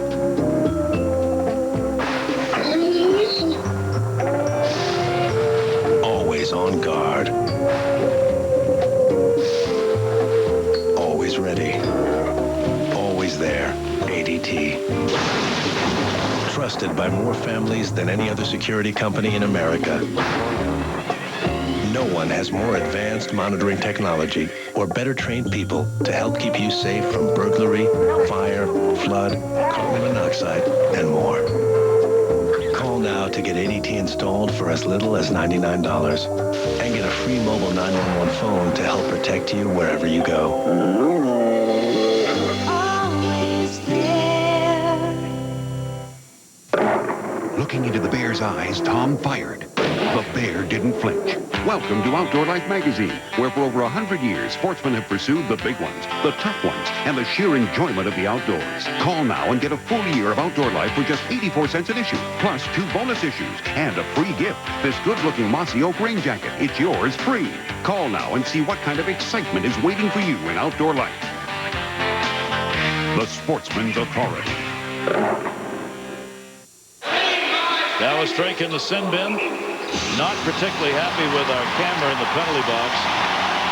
Well, I'll tell you what, I'll guarantee you we got more cameras than he's got towels. And here's one right here. And he can't reach them. Constitution does not apply in NHL playoff games. There is no right of privacy. It's one back to Drake. Power play. This is going to be the third of the game for Colorado. 1-1. They've scored a power play goal, and Blake will have to come back to get it. Ray Bourque, 13:22 of the first, gave Colorado the lead. Mellenby at 8:27 on a power play in the second. Tied this game up. 1:40 to go in the advantage. Bourque sends it in. Tip back. Raymond Bourque. Blake on the near side. He'll leave it for Sakic. Near side intended for Blake, who is cutting. Blocked by Stillman, but not out. Back for Bourque. It never got there. Down on the ice. Blake able to hold it in. Roman Turek. Turek left it for Pronger. Pronger gets it up to Stillman, and Stillman out to Eastwood. Eastwood on the short-handed unit, taken away by Bourque. Bourque looking. Both teams changing. New power play out. Blake stays. Blake. Reinprecht in the corner. Reinprecht takes the hit. Drury the puck. Out in front. Reinprecht looking to the point. Little room. The blast deflected away. Scott Young after Adam Foote took the shot. They clear it the length of the ice. It'll be held back at the other end. This power play of Colorado, as we said, has been hot. 5 out of their last 10. They put to the back of the twine on the advantage. Chris Drury. Drury will move it in. Drury goes around Young, then got tied up. Drop pass to the point. Came back into the middle. Good job by St. Louis on the kill. Blake will knock it down at center. Taken by Reinprecht. 30 seconds left on the advantage. Colorado trying to get another change here if they can get it up ice. Adam Foote. Drop deep. Good play by Hecht, who forced that play back for so long. Hayduk. Eastwood takes a whack at him. Hayduk moves it in with Sakic. Sakic stood up by Hill. Eastwood knocked down. Back into the middle. Foote. His shot got blocked into the corner and cleared off Foote and out to center. Good work. Salvador blocked it. And that's going to do it on the power play. No shots on that power play for Colorado. Back to 5-on-5. Sakic. Pass came right back to him. Podine tied up. Great shot. Deflected wide. Turek had it covered down low. Sakic got it back to the point. John Glenn, his wrister. That deflected wide. Joe Sakic got back in front with Podine on that. Here's Dallas Drake. Drake the heart around near side. Never got there. The draw to get it centered by Tanguay. Cutting it back is Bourque. Save made. Covered up by Turek, and he gets the whistle. What a sequence. Shall we dance? You never let me lead, said Marty Reisner. Going at it with Dan Hinote. Some weirdness in this sequence. One shot from the point bounced like a lacrosse ball and deflected twice. And then when there was an attempted clear by St. Louis, look at this. It hit Mick Magoo in the back. Dropped right down to Tanguay, who made a terrific play here to keep it alive. They got up, found on his knees. Tanguay found Ray Bourque. Blues were falling everywhere to try to block it. Oh, that's a major league play by Tanguay. Boy, not only that, to get it back on his knees, give it to Ray Bourque. Blues have already seen one goal that came as a result of a puck hitting a linesman in the first game. That one hit a referee and almost got out there. Alex Tanguay, yet another one of these depth players of Colorado. Won 5 faceoffs out of 15 in game number 1, but he won the faceoff that led to Ray Bourque's goal in this one. Another faceoff coming to the left of Turek.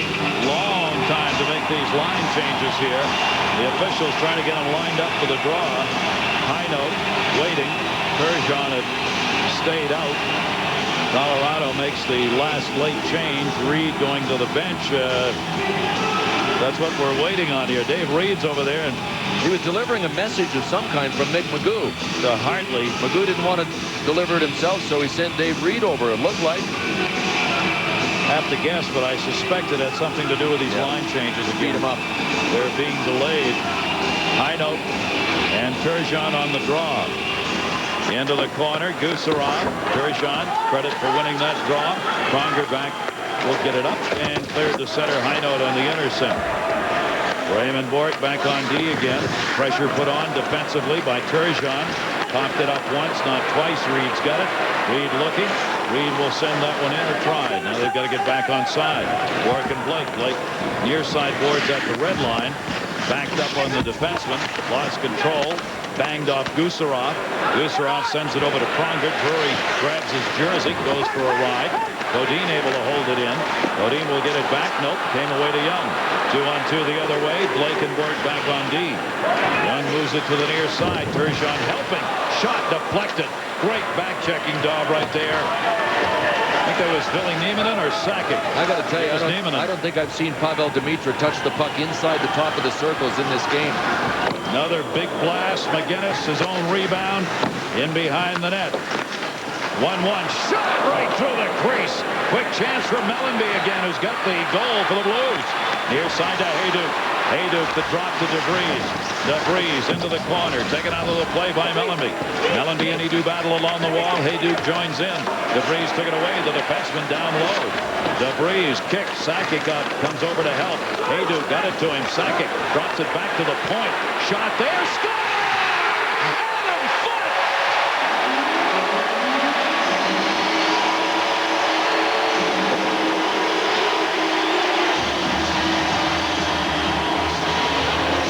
Four men deep, one man back. That's all the Avs needed on this one. Adam Foote with a good shot. It was at least screened, possibly deflected, but Joe Sakic picked it out of a crowd, got it back to Adam Foote. Greg DeVries was in deep, helping this thing happen, and it went off a St. Louis Blues defender standing there trying to block it. Adam Foote shot down. I think it might have been Bryce Salvador. I'm not sure, but it actually hit and then bounced. So a break for the Avs, but they created it with four men down low, making it happen, and they gambled, and it worked. Adam Foote. Second goal of the playoffs, and it comes under the 2-minute mark of the period. And the Avs are back on top again by a score of 2-1 with an even strength goal. Brought back in by Drake, leaves it. Young, shot, block, rebound. Drake's got it. Drake turns it, changing the D. Had nobody back at the point. Had to go low. Young got it. Young, St. Louis trying to get this tied up here in the final minute 30 of this period. Turgeon. Near side, cleared out. Good work by Heinold to get it out of there. Both teams in a line change here. Drake picks it up. Colorado's go-ahead goal for the moment. Foote got it, second of the playoff year. Sakic and Hayduk at 18:04. There's Sean Podine. Sean Hill coming back to get it. Blocked at center. They've got to get back on side. Podine just left the puck there along the blue line. Drake got it, had it blocked. Drake got it back in. Young got knocked down. A minute left to go in the period. Drake sends it back for Marty Reisner. Reisner center, didn't get it out. Young, a wraparound chance. Shot. A little too high, deflected up and over. There was Demitra. That was Demitra, and a penalty coming. A high sticking call on Colorado. Dave Reed with his titanium plate is arguing the call. The jaw still works well enough to argue it, but it ain't gonna work. Mick Magoo had him. 14 White, high stick. Dave Reed was back down low in front of Patrick Waugh trying to clear traffic. Came up on Dallas Drake. Oh, you know what? Got the wrong guy. That's all. It was John Clem. Straight right to the jaw of Dallas Drake. Things happen so quickly out there. You see a 4, you think it was 14. The last goal. Shot, oh, huge screen. Gosh, both Mike Eastwood and Bryce Salvador not only screened Roman Turek, but then they bounced it in. Adam Foote gets to the bench. Hall of Famer Brian Trottier said, I love you, man. Rule of D, goaltender's rule. You can't stop it. Don't stand in front of it and deflect it. Let me see it. High sticking call on Reed. Now 45 seconds remaining here in the second period. So the St. Louis Blues will get to start the power play here and continue it if they need to. Sad for Roman Turek on that last goal is that the two St. Louis Blues players were the only guys screening him. 1 for 3 for the Avalanche. 1 for 2. Pronger able to hold it in. Would be a big hold. Held in by Pronger reaching across. Here's Tkachuk. Tkachuk looking. Blue line chance, McGinnis.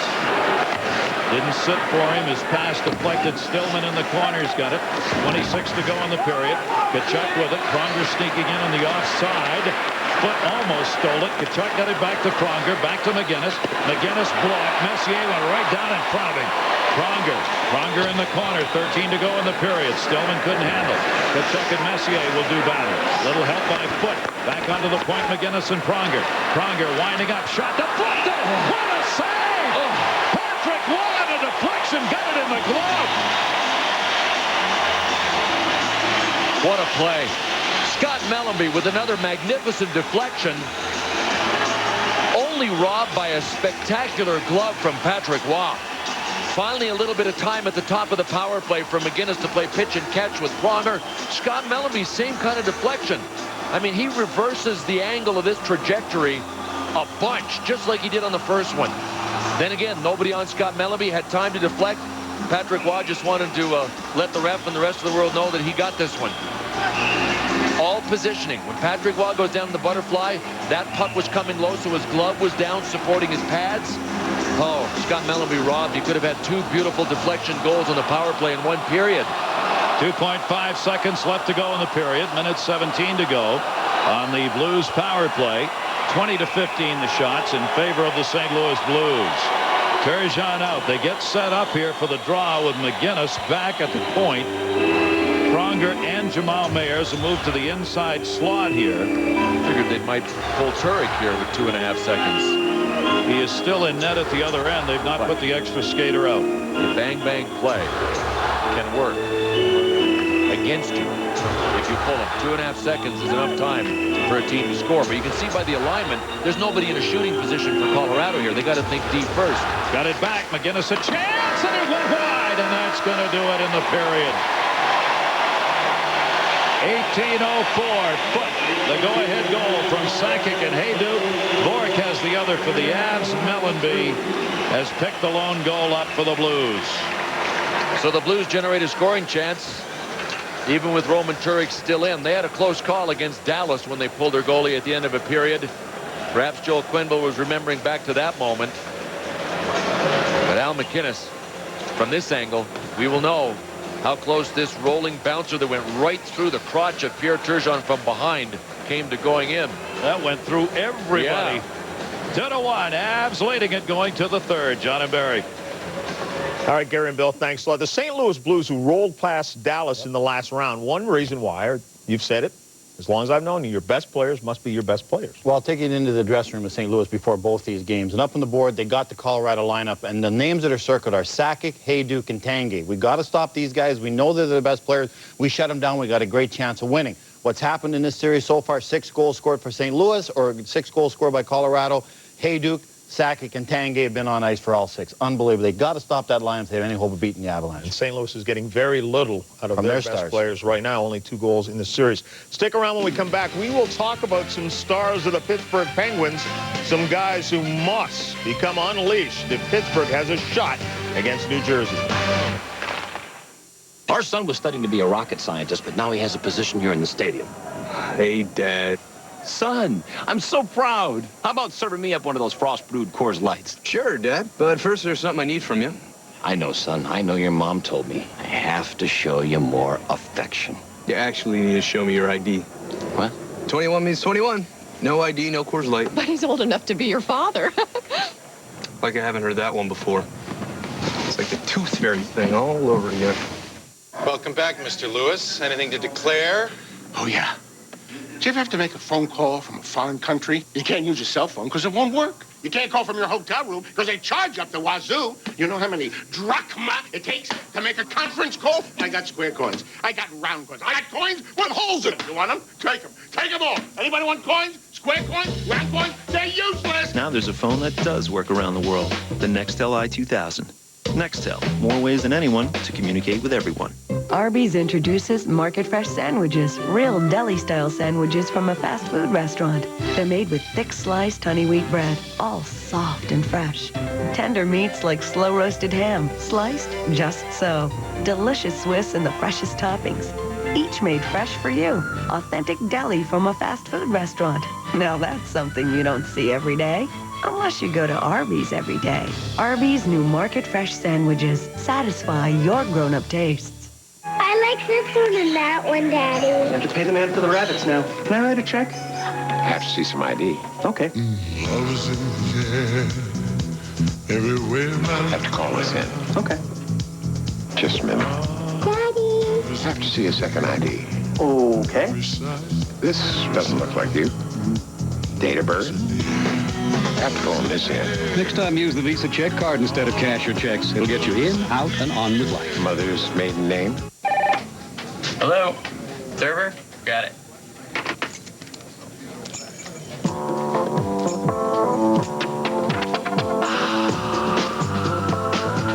Total participation. And this means everyone, all working to make sure you get the absolute best experience possible. Mr. Thurber, you're all set. 5-star. So demanding, only our best retailers make the cut. It's better. We'll prove it. Only where you see these signs.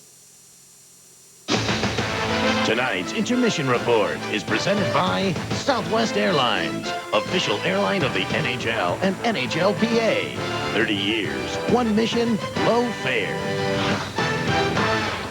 And welcome back. John Saunders and Barry Melrose. 2-1 right now. Colorado looking to take a 2-0 lead, as tomorrow New Jersey will against Pittsburgh. If I am in the Pittsburgh Penguins organization and I pick up the stats, and 3 times this playoffs I see Mario Lemieux has no shots, I'm confused. What would you do if you were coaching him? 3 out of the last 4 games, he hasn't had a shot. So I think something has to be done. Number one, Jágr and Lemieux are 2 of the greatest offensive players in the world. Now, saying that, somehow Ivan Hlinka must spread these 2 guys out so that you can get some balanced scoring. Here's what I do if I coach Pittsburgh.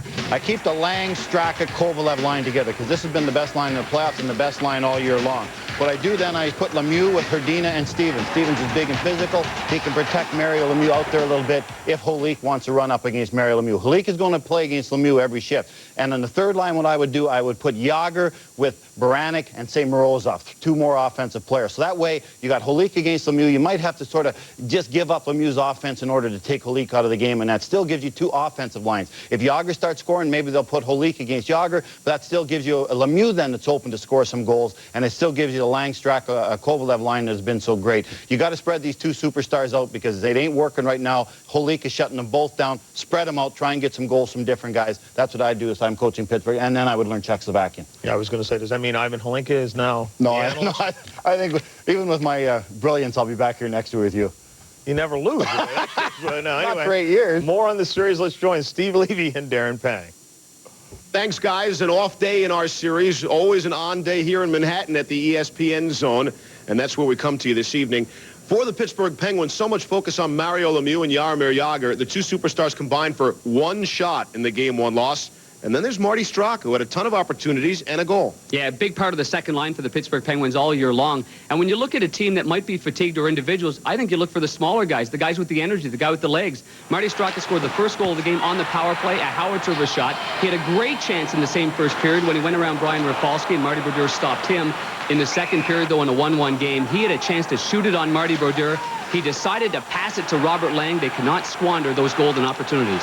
When you think of New Jersey and their offense, the majority of it comes from their big line of Jason Arnott, Patrick Elias, and Peter Sikora. They've combined for 8 of the last 14 Devil playoff goals. But because they're so gifted offensively, their fine defensive play is lost, especially the guy in the middle. Yeah, Jason Arnott went head-to-head with Robert Lang's line. Of course, Jágr was on the right side in game number 1. Defensively, he's got to be in his own zone, helping out the defenseman. Offensively, Jason Arnott's got to be in the offensive zone, distributing the puck to his talented wingers. A lot of responsibility. When you think third lines in the NHL, you don't think of explosive or gifted offensively. The Devils are. They are. They've got a wild card line there, obviously, with Gomez and, of course, on the right side, Alexander McGillney, one-time 76-goal scorer in the NHL. They went head-to-head with Milan Kraft's line, and that's why Larry Robinson is expecting plenty of offense from those gifted players. Maybe the most amazing number for Pittsburgh so far in the playoffs, when they score a power play goal, they're 3-5. Yet, in the postseason, without a power play goal, they're 5-1.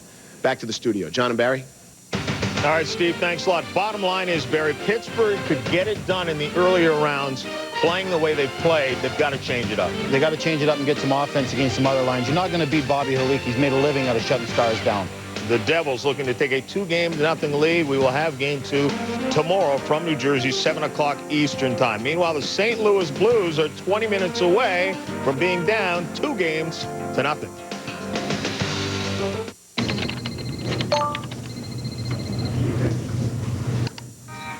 Congratulations! You've launched the pink slip virus. Your office is now infected. They'll soon trace it back to you. Good luck finding a new job. Congratulations!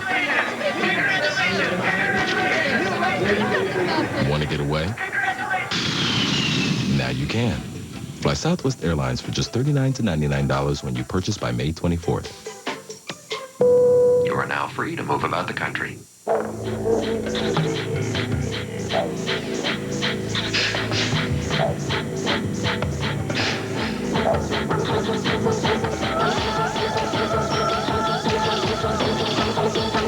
There is a world where you see, hear, and feel things like never before.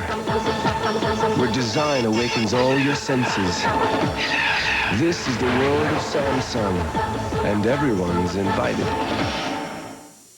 Circuit City presents the perfect gift. Step 1, find it. Come in and explore the possibilities, from digital cameras and broadband modems to wireless phones and satellite systems. Step 2, love it. Plug it in, turn it on, push the buttons and ask questions. That's why we're here. Step 3, give it. Share the moment, make their day, and remember the smiles. For gifts that are unexpected and on the mark, Circuit City. Find it, love it, give it.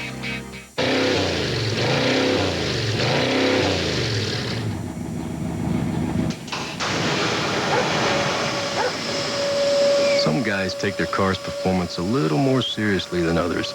That's why they turn to Valvoline SynPower Complete Fuel System Treatment. Unlike some fuel additives, SynPower cleans beyond the fuel injectors all the way through the combustion chamber. Valvoline SynPower, synthetic oils, additives, and cleaners. The robust body, rich golden color, and crisp Rocky Mountain taste, without all the alcohol.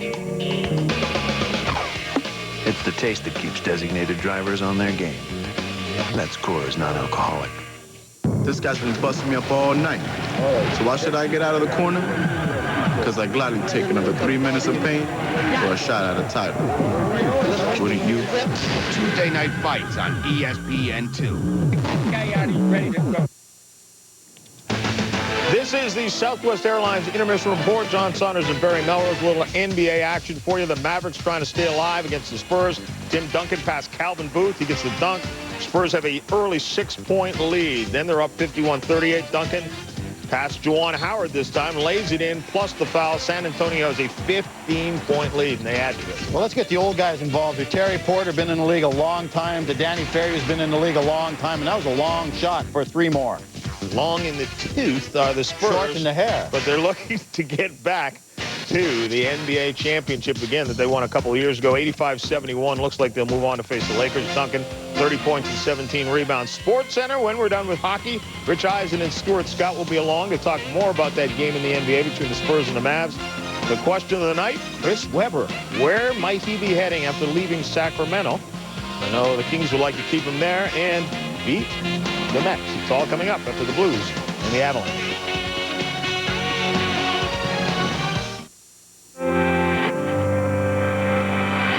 The Germans are known for their meticulous approach to engineering, for their uncompromising attitude about performance.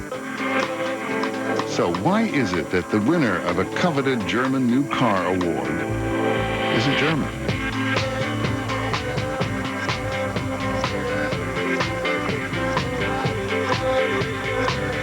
The Volvo S60.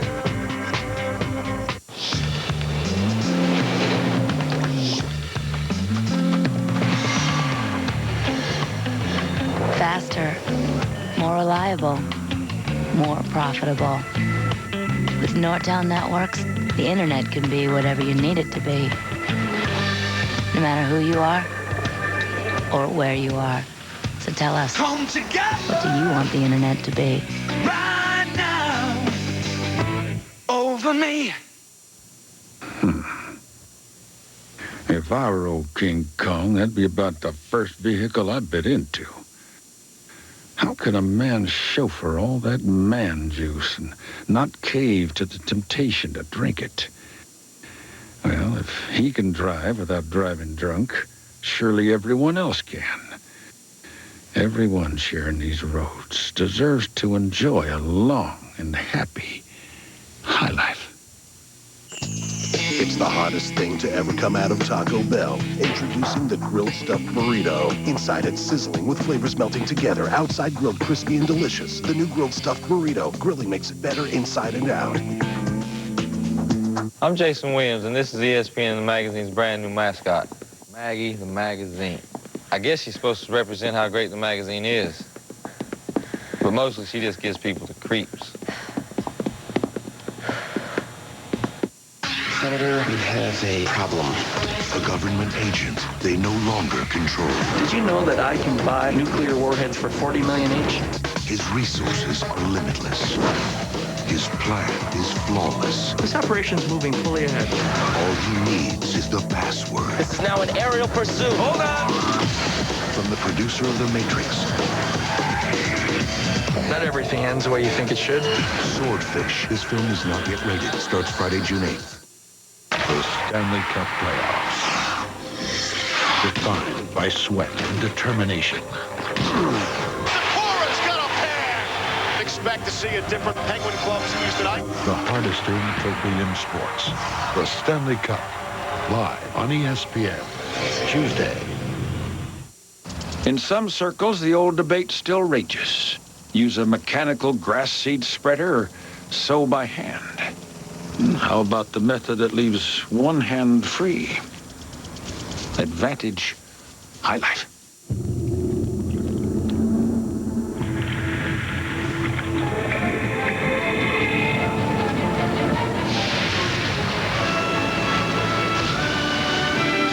The all-new 2002 Ford Explorer.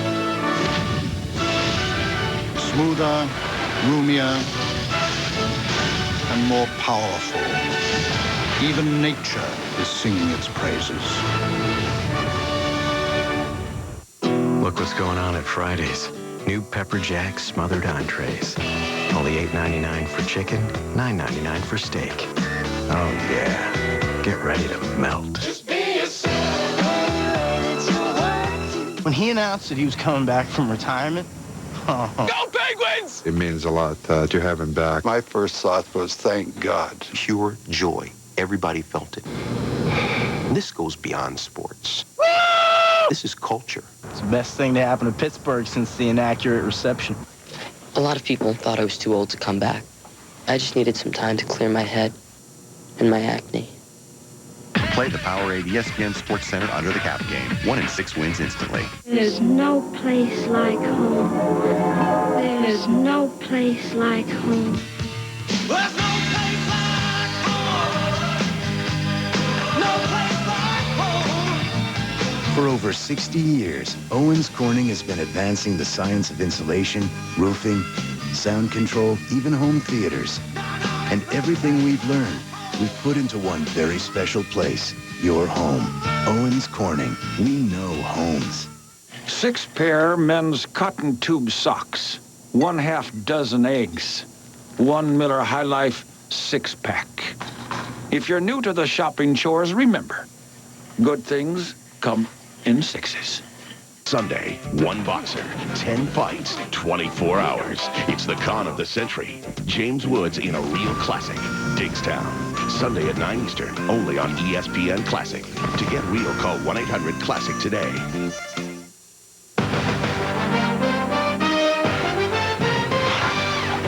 ESPN's coverage of the Stanley Cup playoffs is brought to you by Red Zone from Old Spice. Intense protection for intense people. And by Miller High Life. Welcome back, everybody. Pepsi Center in Denver. And a 2-1 Avalanche lead as we go to the third period. Patrick Waugh trying to continue the streak. 1 goal or less, 5 consecutive games already. The record is 6. Ottawa 27, Montreal 44. But nobody in the modern era. What an achievement that would be. He gets great amount of help. Protection in front defensively and also offense. Ray Bork with a goal. Foot with a goal. Rob Blake with an assist. They've been on the ice, one of them at least, for all but 4 minutes and 3 seconds of this tilt. And Ray Bork has said many times, it is easier to play with the lead on my legs than it is when we're playing from behind. Shift lengths, check this out. Blues, they're up to 39 seconds tonight. The Avs, less again tonight. Now, the Blues wanted to have high-tempo, short shifts. That's what's underrated about the Avs team, the tempo that they play at and the length of their shifts, 37, 36 seconds and off. Now the power play continues here. 1:06 left to go in the power play for the Blues, with the Avs leading it 2-1. Adam Foote behind the net, penalty killing unit out there for Colorado as we start the period. Up, not out. Stillman almost took it out. Off the side of the net, Mellenby has got the goal for the St. Louis Blues. Taken away by Bork, and Bork clears it out. Joe Sakic, 2 goals, 2 assists in the first game, does not have a shot in this game. He has not taken a face-off. Chris Drury has not had a shot in this game. Ray Bork has 4, and Blake has 3. The defensemen have 7 of the 15 shots taken by Colorado. Hayduk moves it out. Dropped it off. Penalty killing unit will clear it in. John Clem. Back to get it is Turgeon. Turgeon still does not have a shot in this game. Pavel Demitra, the other man they're trying to get wound up, has had a couple of chances in this game and a couple of shots. In behind the net, DeVries knocked it away to Sakic. Sakic cleared, not out of the zone though. Young held it in. Power play, 5 seconds left. Turgeon's in front of the net. Driven back by Blake. Blake the hit on Young. Sakic moved in to get it. Sakic got it up and got it out. And that's it. That was a Joe Sakic bounce right over Havanov stick. Power play over. They do not convert on it. 1 shot on that power play chance. And this will be touched by Clem for the icing call. It remains the Avs up 2-1. The symbol of excellence in hockey, the Stanley Cup. The New Jersey Devils defending that cup. Their series against the Pittsburgh Penguins Saturday, ABC. You'll see at 3 o'clock Eastern, noon Pacific, Saturday for Game 4. We're down to the final touches on this masterpiece. This 2000-2001 NHL season. The Devils up by a game, Colorado up by a game. And yet, we're just about halfway there. I mean, many teams are gone, but we're just embarking on the second half of the playoffs for the players that remain. The long and winding road. It almost takes you to the baseball all-star game. Colorado with the 2-1 lead here. Face-off won back by Jamal Mayers, played by Gusarov. Pass deflected to the near side. And out. This will be chased down by Marty Skula. Jamal Mayers chased him back. Bounces into the middle to Hesh. Hesh trying to get a shot off. Tied up from behind. Great back-checking by Tanguay. Heshed again off the outside of the net. Around to Tanguay, and Tanguay pokes it out to center. John Hill back to get it. See if St. Louis can get any shots from close in. Remember, the first period, they only had 2 chances from inside the tops of the circle. Second period, they had 7 shots. 5 of them came from the doorstep. That's where they'd like to get again in the third period. Chances in close on Patrick Waugh. Turek cleared it around. Dingman on the intercept as Turek had to hurry to get back into the net. Tkachuk on the far side. Tkachuk turning with it. Tkachuk has not had a shot in this game. That will be cleared out.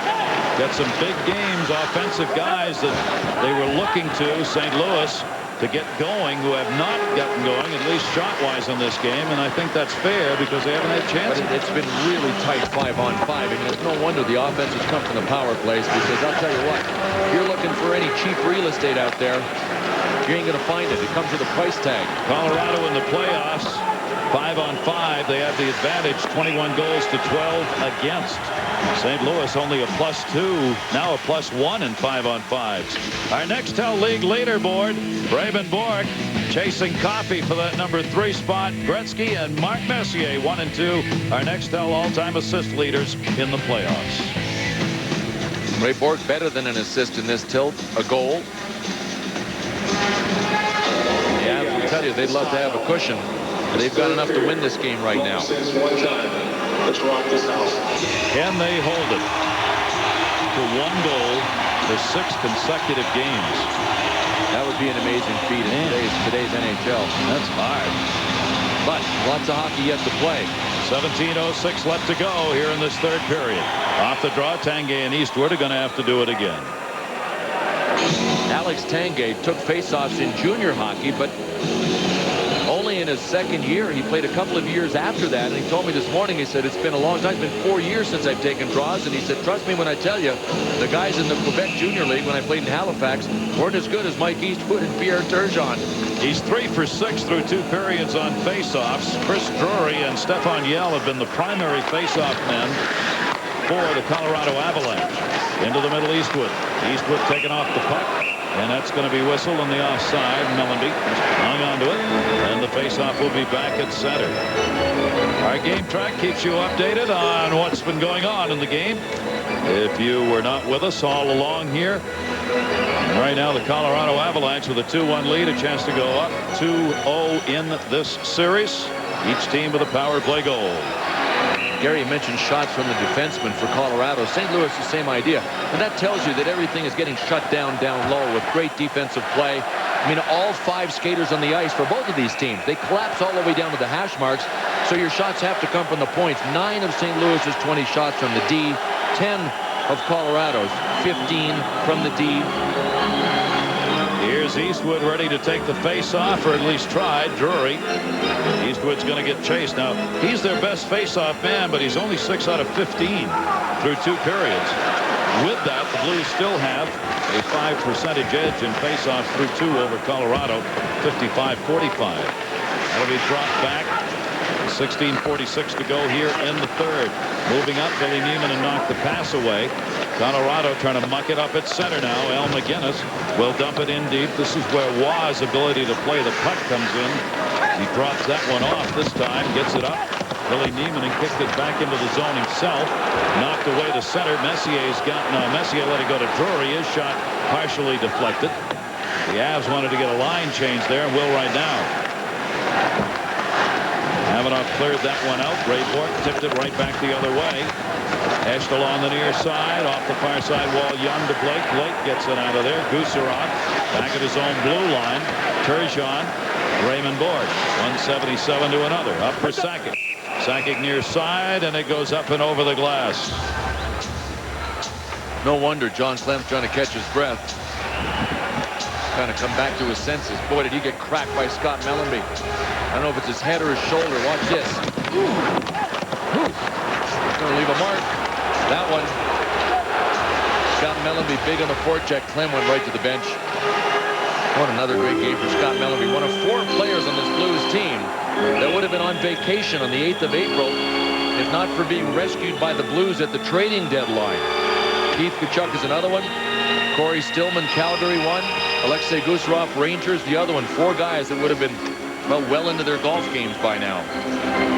Outside the Avs zone on the face-off. Won by Corso. Shot advantage. Seems to be going to the Blues, but not the lead yet. Looking back in around the net. Adam Foote played another very strong game. Foote has been out there on all of Tkachuk's even strength assignments through 2 periods. Bourque has been out there against Turgeon, primary defensive matchups. Reed drove it deep, backed up Jamal Mayers, got it into the middle of Drake. Drake moving it in. Drake over to Mayers. He's open. A chance. Wow, the save. Heino trying to kick it around the far side. Drake will get it back to Jamal Mayers. Looking. Corso set up. Corso comes over to help as Blake took his man down. The pass blocked. Here's Drake with it. They've got nobody in front for the moment. Everybody doing battle along the wall here. Dingman tied up, protected the puck, cleared it near side. St. Louis had everyone on the other side of the ice. Shot in by Hill, saved by Waugh. Both teams changing. Bodine with it. Sean Bodine comes around the near side boards. Jammed at and just driven out of there hard. Messier got it out. Balmentore got to play it. Colorado leading it 2-1. Messier had it, lost it. Here's Scott Young. Young moves it in. Another long shot, and again Waugh will hang on. Well, Peter Forsberg, as everybody knows, is not in the lineup for Colorado, and they may have lost another center. Stefan Yell only played a few minutes in the second period. The Avs are reporting bruised shoulder and may return. They hope he returns because Peter Forsberg's presence is not here. You get a full game from Peter Forsberg. He's a battler. He's a finesse player. He is fearless. He's a great passer. And oh yeah, by the way, you need a big goal, he can get that done for you too. Big loss for the Avs are moving forward and playing really solid defensively. But I don't know if they lose Stefan Yell too. That really is going to be a test of depth if he can't come back. Dig down a little harder. Joe Sakic, who's taken no draws, is taking this one. Has to. Stefan Yell gone. I mean, And he won. Yep. Won the draw. Sakic, first face-off of this series. That'll be cleared up by Salvador back to get it. Jammed it around. Sakic helps to hold it into Hayduk. Hayduk intended for Sakic. Intercepted. Blues back. McGinnis into the middle. Has that one blocked. Near side Eastwood. Happy to hear Peter Forsberg's back home. Got out of the hospital. Centered on Waugh. Side of the net. Foot. Tied it up. Eastwood trying to dig it out. Foot. Mellenby. All there. Poked away. Hayduk's got it. And Hayduk will clear it out. Chipped away. They get back on side. Intended for Eastwood. Got blocked again. And again. And Skula clears it up. Both teams changing. That one by Skula and into the zone. Foot over to get a touch. That's an icing call. Peter Forsberg, you're told out of the hospital, back home. Do some recuperating there. Always a little more comfortable. We hope it's a short and easy recovery for you, fella. Going a full 12 rounds is all about stamina. That's why I like high endurance from Old Spice. No deodorant protects better. And it lasts longer because it evaporates more slowly. High endurance lasts longer than I do. But I'm working on that. This man may not bowl many strikes, but don't you think he's not still at the top of his game? His scores are not reflected in his average. His scores cannot be measured with hash marks and excess. Even between frames, he keeps his roller going. Here's to you, you old polecat. You keep on living the high life. It's the hottest thing to ever come out of Taco Bell. Introducing the grilled stuffed burrito. Inside it's sizzling with flavors melting together. Outside grilled crispy and delicious. The new grilled stuffed burrito. Grilling makes it better inside and out.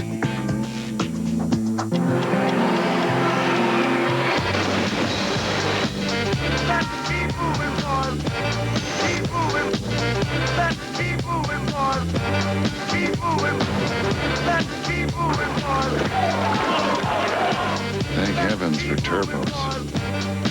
The Volvo V70 T5, the next generation family car.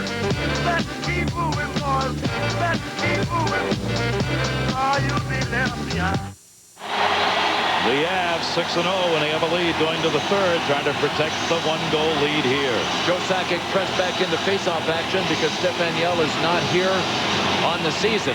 Joe Sakic had hundreds more face-offs than any other player. He won this by going under Mike Eastwood and then blocking Eastwood out. Joe Sakic, no face-offs in Game 6 against Los Angeles, 2 in Game 7, none in Game 1 of this series, and his first one tonight. See how close they are tonight. Drury on this face-off trying to dig it out from the pile against Tkachuk. And Tkachuk able to move it out.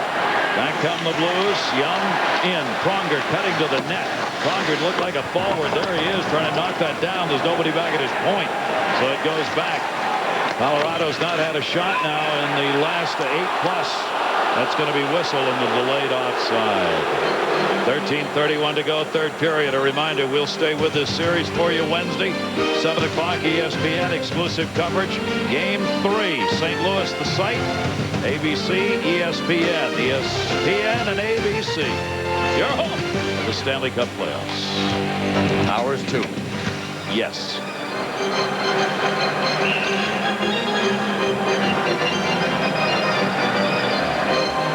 We'd love to show you Debbie Sakic. She's busy talking to a little person. Hey, nice hair. Okay. Thank you, Debbie. Faceoff will come outside the line. Roman Turek looking out. Tanguay, that one is going to be won back by Turgeon, who gets it back near side, deflected away from Young. Here comes Hayduk. Hayduk looking. Hayduk just drops it in. That's going to be whistled on the offside as well. Choppy third period. Not a lot of flow to it.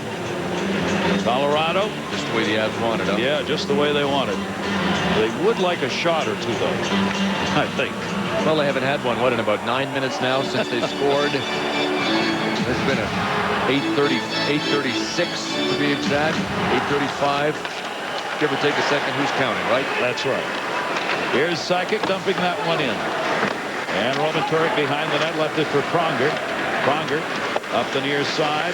Too far ahead. Raymond Bourque there. Sakic wide side again. You see what Colorado's doing now because St. Louis is going after the puck. Everybody on the side of the ice where the puck is. Colorado just dumps it off the wide side, and they're finding a lot of room. Turgeon held it in behind the net board. Laid it off the back of the net. Turgeon will intercept. Shot partially deflected. Tanguay a little behind the back to Sakic. Sakic got it up ice. Tanguay's open. Shot went high and wide. Down went Blake, who got the chance. Blake followed it up in what ended up being a 2-on-3. Pronger took him down near side for McGinnis. Al McGinnis out to center. Both teams changing. Again, the dump in, not controlled by the Blues, and Reed gets it out of the zone. Reed again. He's got a man in there. They got to get onside. Reed held it up along the line. A strong right by Gusarov. And a great skate kick by Dingman to keep this puck deep. Off that broken stick, Reed able to hold it in as Hill tried to clear. Roman Turek back. 12 minutes to go in this third period. The Avalanche playing D at center, forcing the dump in. Waugh goes back. Backs the puck up far side. Not enough to get it out.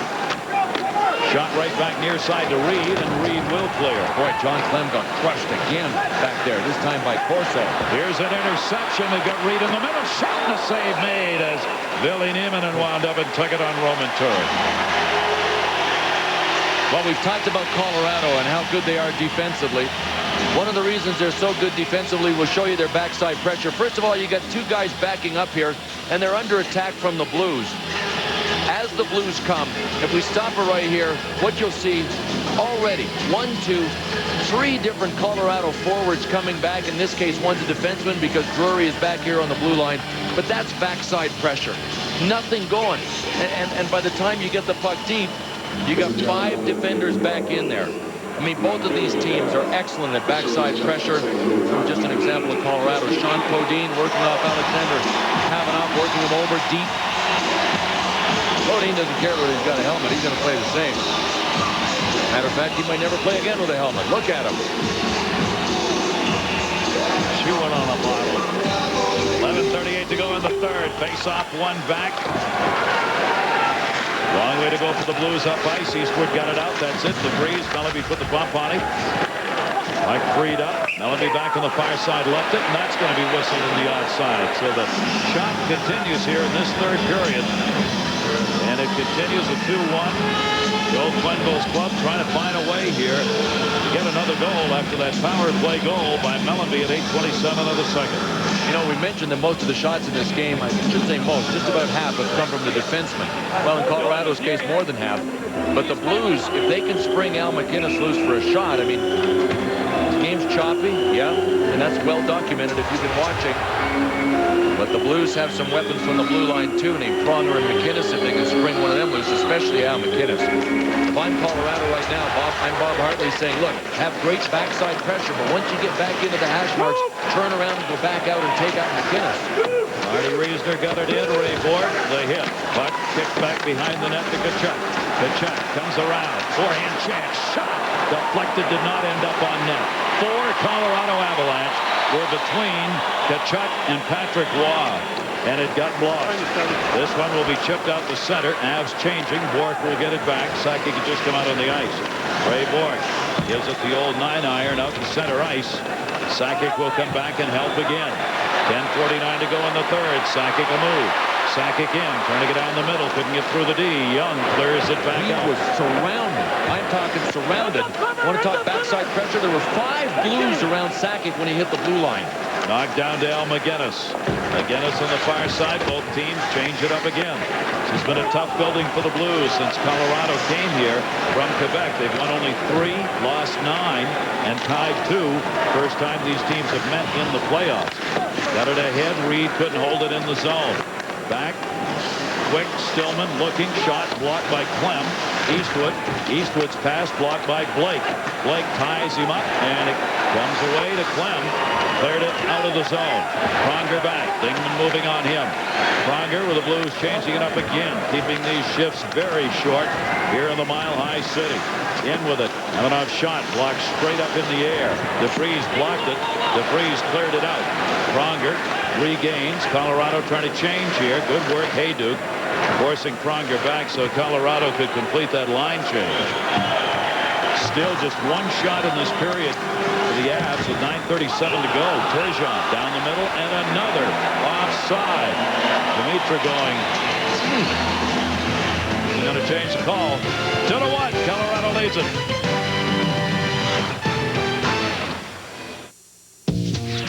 Sprint is challenging small businesses all across America to spend less money. Announcing the Sprint Small Business Challenge. If your business spends at least $50 a month on domestic and international long-distance calls, we'll lower your total bill or give you $100 of free long distance just for trying. It's easy. First, send us your long-distance bill. We'll evaluate it. Then, we'll lower it or give you $100 of free long distance guaranteed. Just call 1-888-SPRINT-BIZ. There are no long-term commitments, no hidden fees. End of story. That's how confident we are that we can deliver the highest quality service with the lowest bill. And that's just part of the good news. With Sprint's Savings Alert, you can be notified if our rates go down during the year. So take the challenge. Call 1-888-SPRINT-BIZ for details and get a lower bill or $100 of free long distance guaranteed. Discover the amazing training secrets of America's finest baseball school in an exciting instructional video. Baseball World's Defensive Drills video features professional scout and instructor Tommy Mansky and the same techniques that produced his back-to-back-to-back AAU national championship teams. Collegiate Baseball Magazine's editor calls it a masterpiece, the best drill video ever produced. This video is endorsed by top professionals like superstar Fred McGriff. This is the instructional video that gets results. The Defensive Drills video benefits players of all ages and ability levels and makes a great gift too, so call now. At the start of these playoffs, a lot of people were questioning the focus of Patrick Roy because he was playing inconsistently. But he came into tonight's game allowing only 4 goals in his last 5 games. There's certainly nothing wrong with his focus in this game here tonight, folks. The St. Louis Blues early on did not get very much traffic in front of him very often. And when you have a quality goaltender like Patrick Roy to allow him to see the puck, he will make saves like this. Later on in the game, when there was little traffic, especially Scott Mellenby, Patrick Roy was making saves he probably even shouldn't have. He has been outstanding here in the first 2 games. That came back in front of the wraparound. Bork was there. Turgeon shot blocked by Bork. Turgeon got it back. Turgeon looking out in front. Centering pass goes to Pronger. Pronger the wrister. Deflected into the corner. Turgeon. Young behind the net. Young back out in front. Young backhand side shot. Wow, that hit the post. It hit the post on the short side of Patrick Roy and cleared out.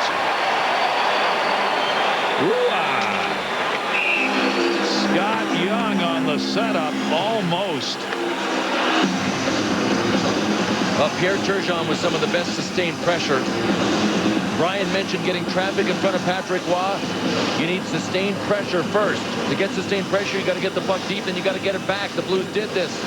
Dimitra stepped out in front with a shot. Oh, Patrick Roy got a chunk of that, and it looked like it rolled off his pad and then onto the post. But the key there is that he put his skate right out to the post Pierre Turgeon wanted to call. That's why Pierre Turgeon was sour. From the Southwest Airlines goal cam, the right pad of Patrick Roy was tight to the post, and the puck just looked like it rolled down his pad and off the iron. That's all you need to do. He can hold it there, and he did. 8:58 remaining. Third period. Face-off will come to the right of Roy. They'll bring Tkachuk out to take it. Drury talking to Roy as he'll take the face-off for Colorado. Oof, Tkachuk's gone. He's getting tossed here. How well played has this game been defensively? No, one odd man rush. One little close-in one for the Blues with Turgeon and Scott Young. Nothing from the blue line in that could be called an odd man rush.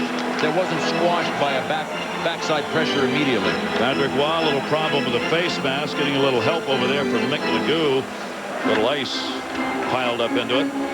See Waugh going back, touching both posts. He will not go into the crease after he leaves it without touching both posts. So after the referee helped him, he made sure he touched them up. Back it comes for Ray Bork, up for Podine, out the center. McGinnis.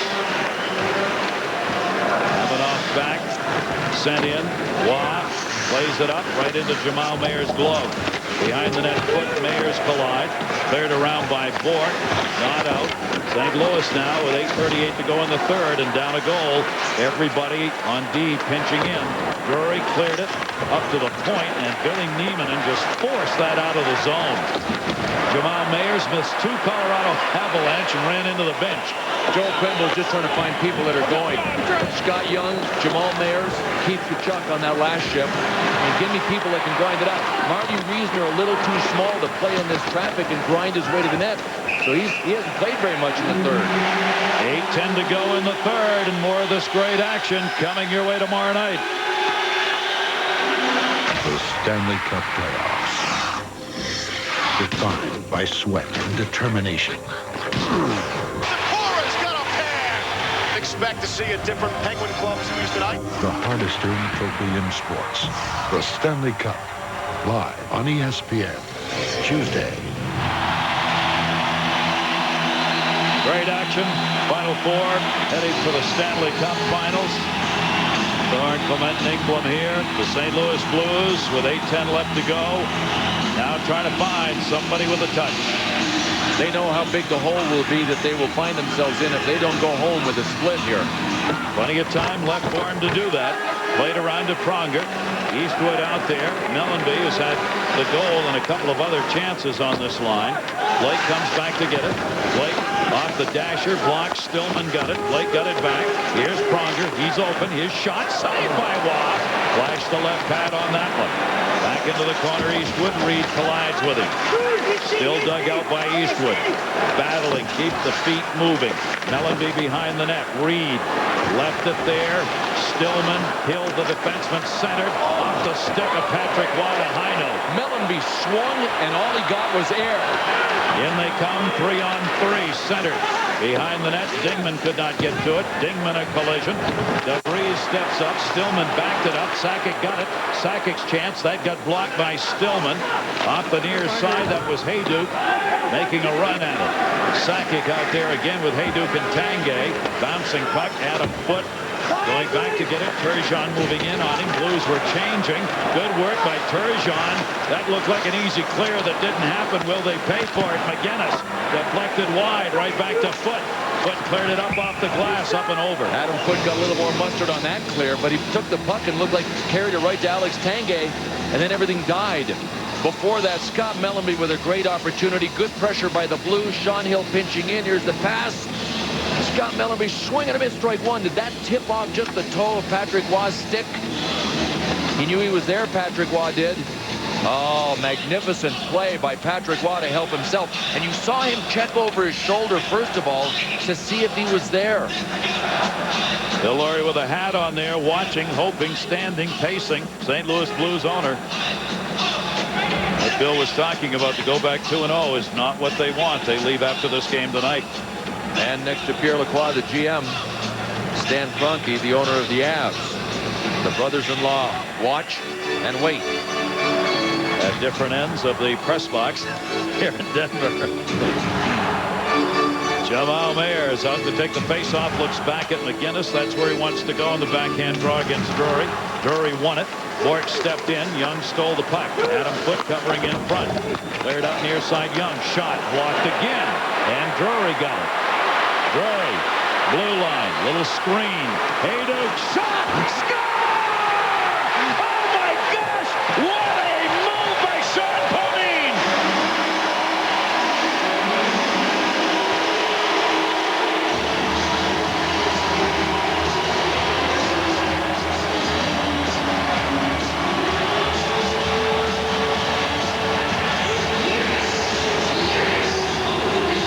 Sean Podine doesn't score that many goals, but man, does he have a knack for scoring biggies at important times.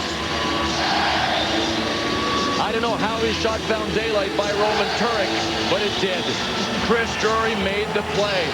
Super move at the blue line to pull it to the forehand, get it to Bodine. Bodine, oh, there's no way. Roman Turek didn't even come close to having the post sealed off. When he went down, his pads were in the middle of the net and his arm was on the outside. Bodine did a great job of fending off a stick, too, with his left skate as he was cutting.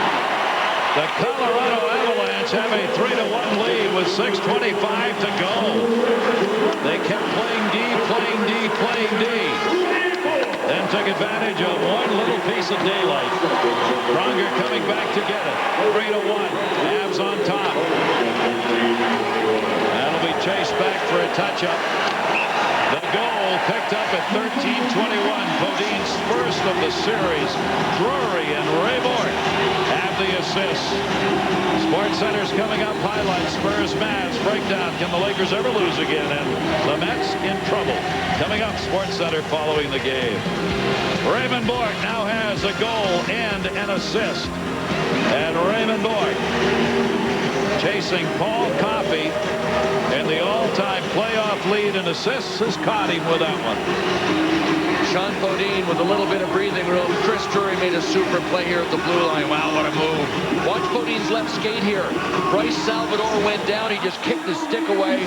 Second goal of the playoffs for Bodine. Second goal of the playoffs for Adam Foote. First goal of the playoffs for Ray Bourque. How do you get it done? You just ask other people to step up when it's time.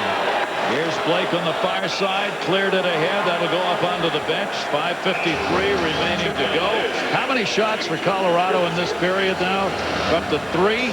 3 shots in this period for the Avs. They have scored the goal. And here in the Western Conference Finals, Sean Bodine celebrates a 3-1 lead. Every Saturday, it's Saturday Night NHL from 9 to 11 on ESPN Classic.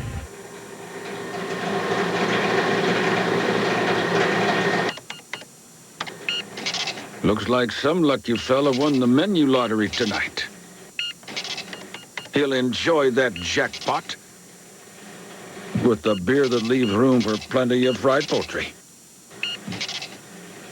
Miller High Life Light.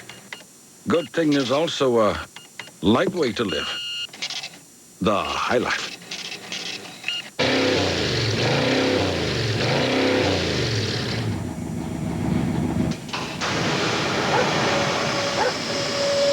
Some guys take their car's performance a little more seriously than others. That's why they turn to Valvoline SynPower Complete Fuel System Treatment. Unlike some fuel additives, SynPower cleans beyond the fuel injectors all the way through the combustion chamber. Valvoline SynPower. Synthetic oils, additives, and cleaners.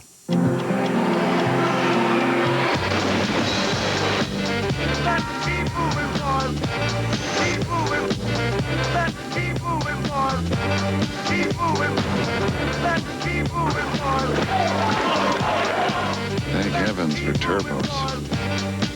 The Volvo V70 T5, the next generation family car.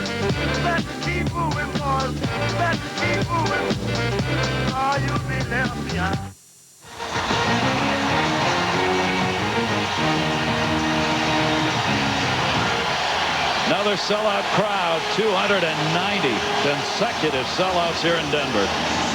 And the St. Louis Blues right now are a frustrated Blue Note. You know, they've come with a much better effort than Game 1. I think this is close to top effort.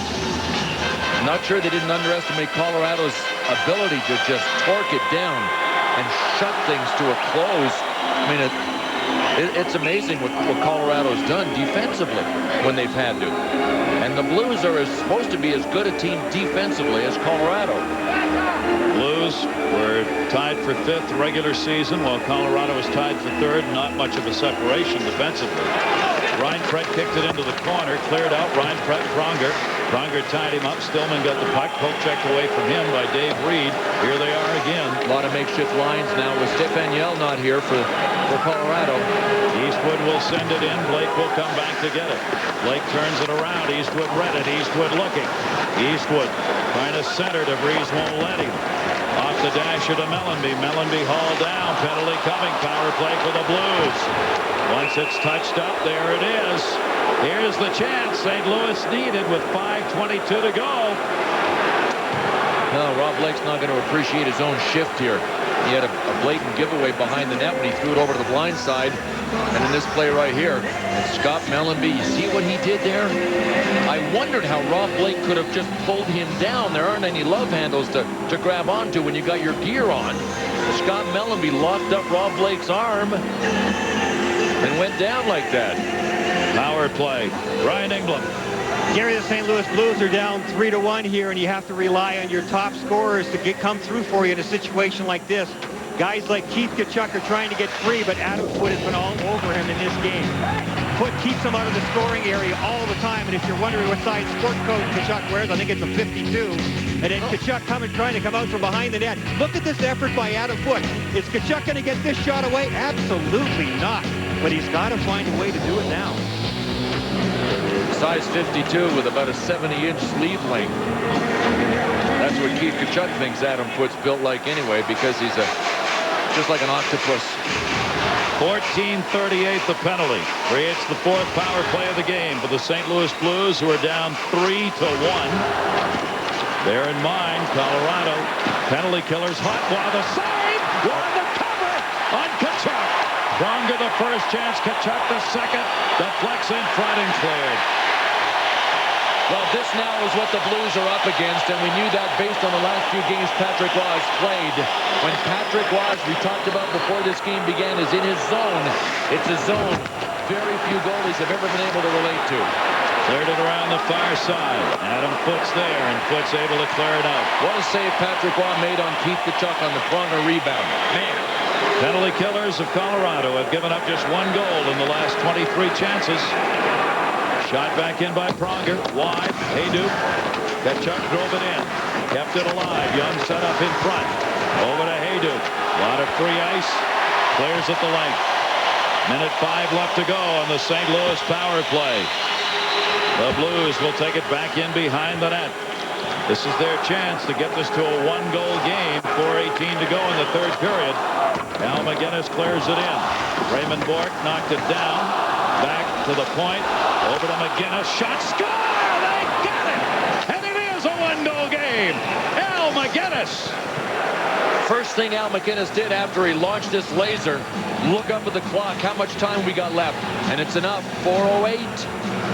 The veteran play by Scott Mellenby to send Rob Blake to the penalty box freed up Al McGinnis. It's the first time I've seen Al McGinnis wind up, I think, since the end of the first period. But he launched one of his twine-seeking lasers and had time to do it, too. Great fake to freeze all the penalty killers.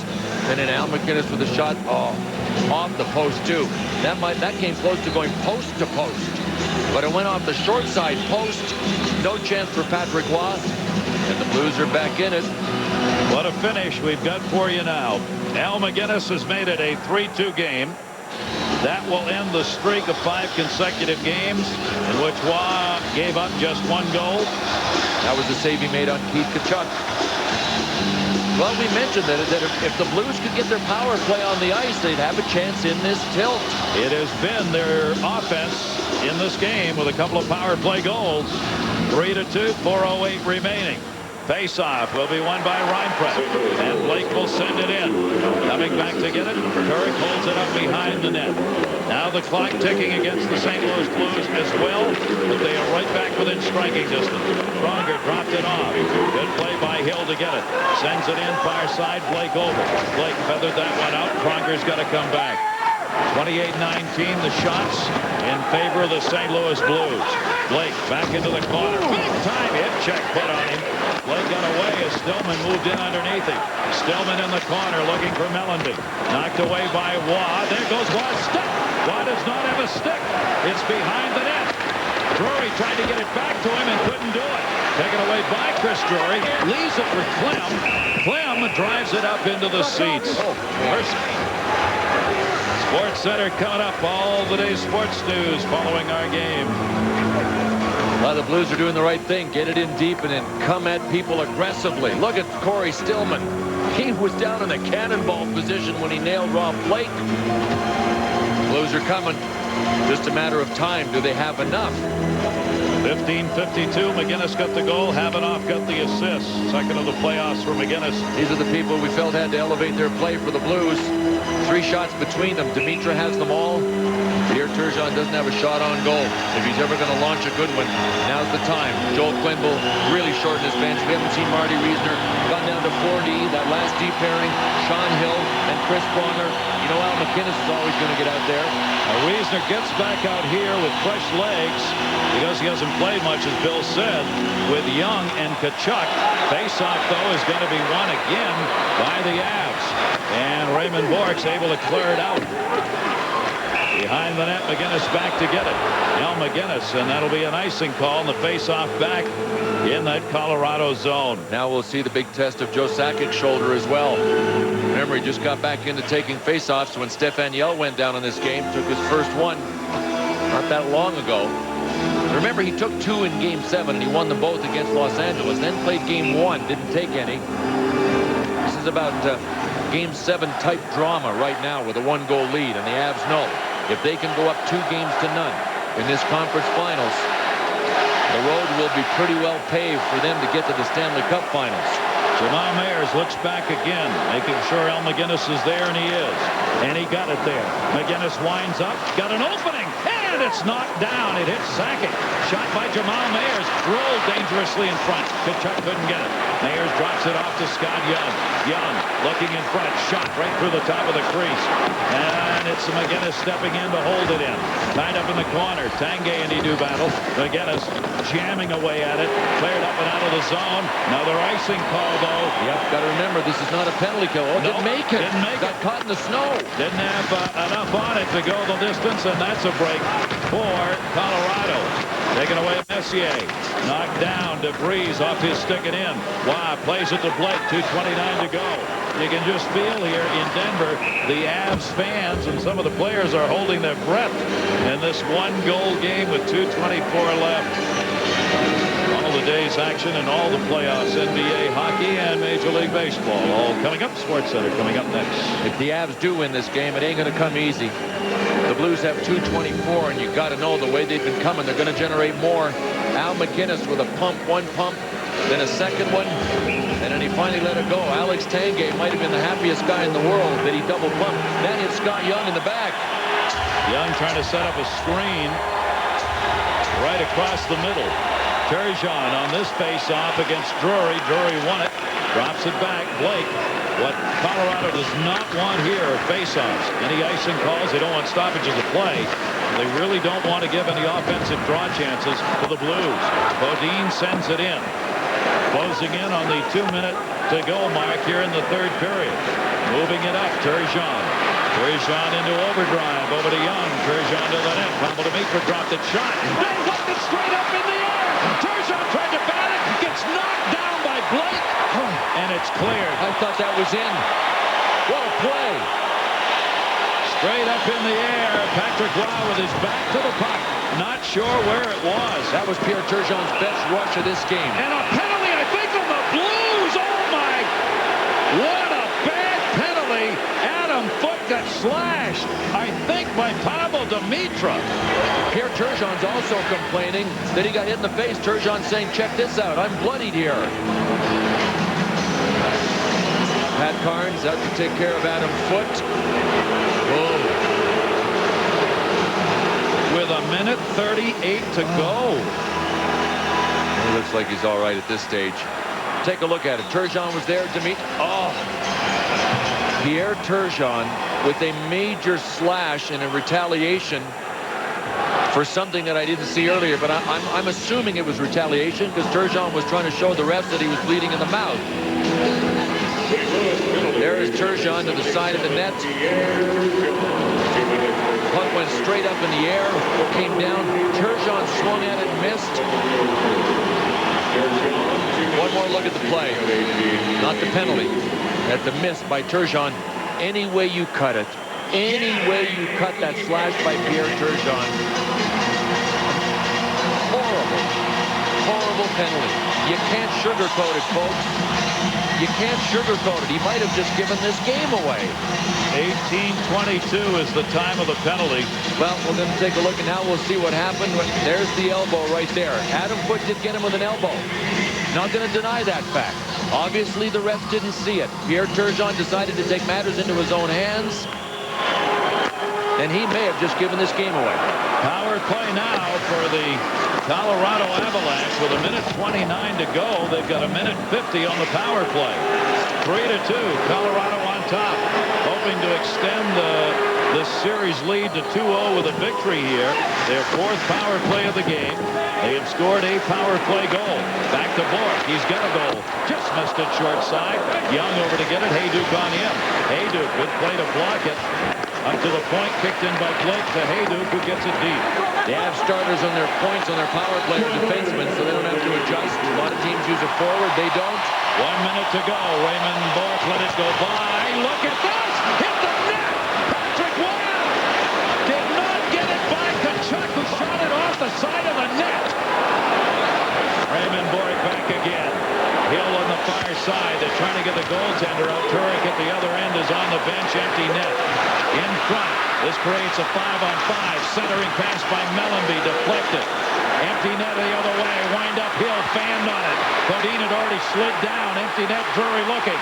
Drury dishes towards the empty net. And he missed it. Sean Bodine back. Bodine hit by Pronger and got leveled. Drury moves over and Pope checked it away.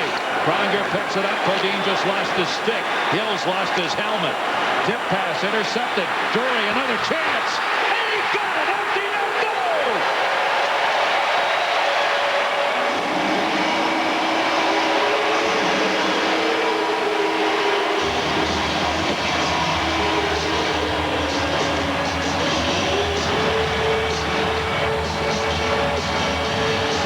The icing on the cake.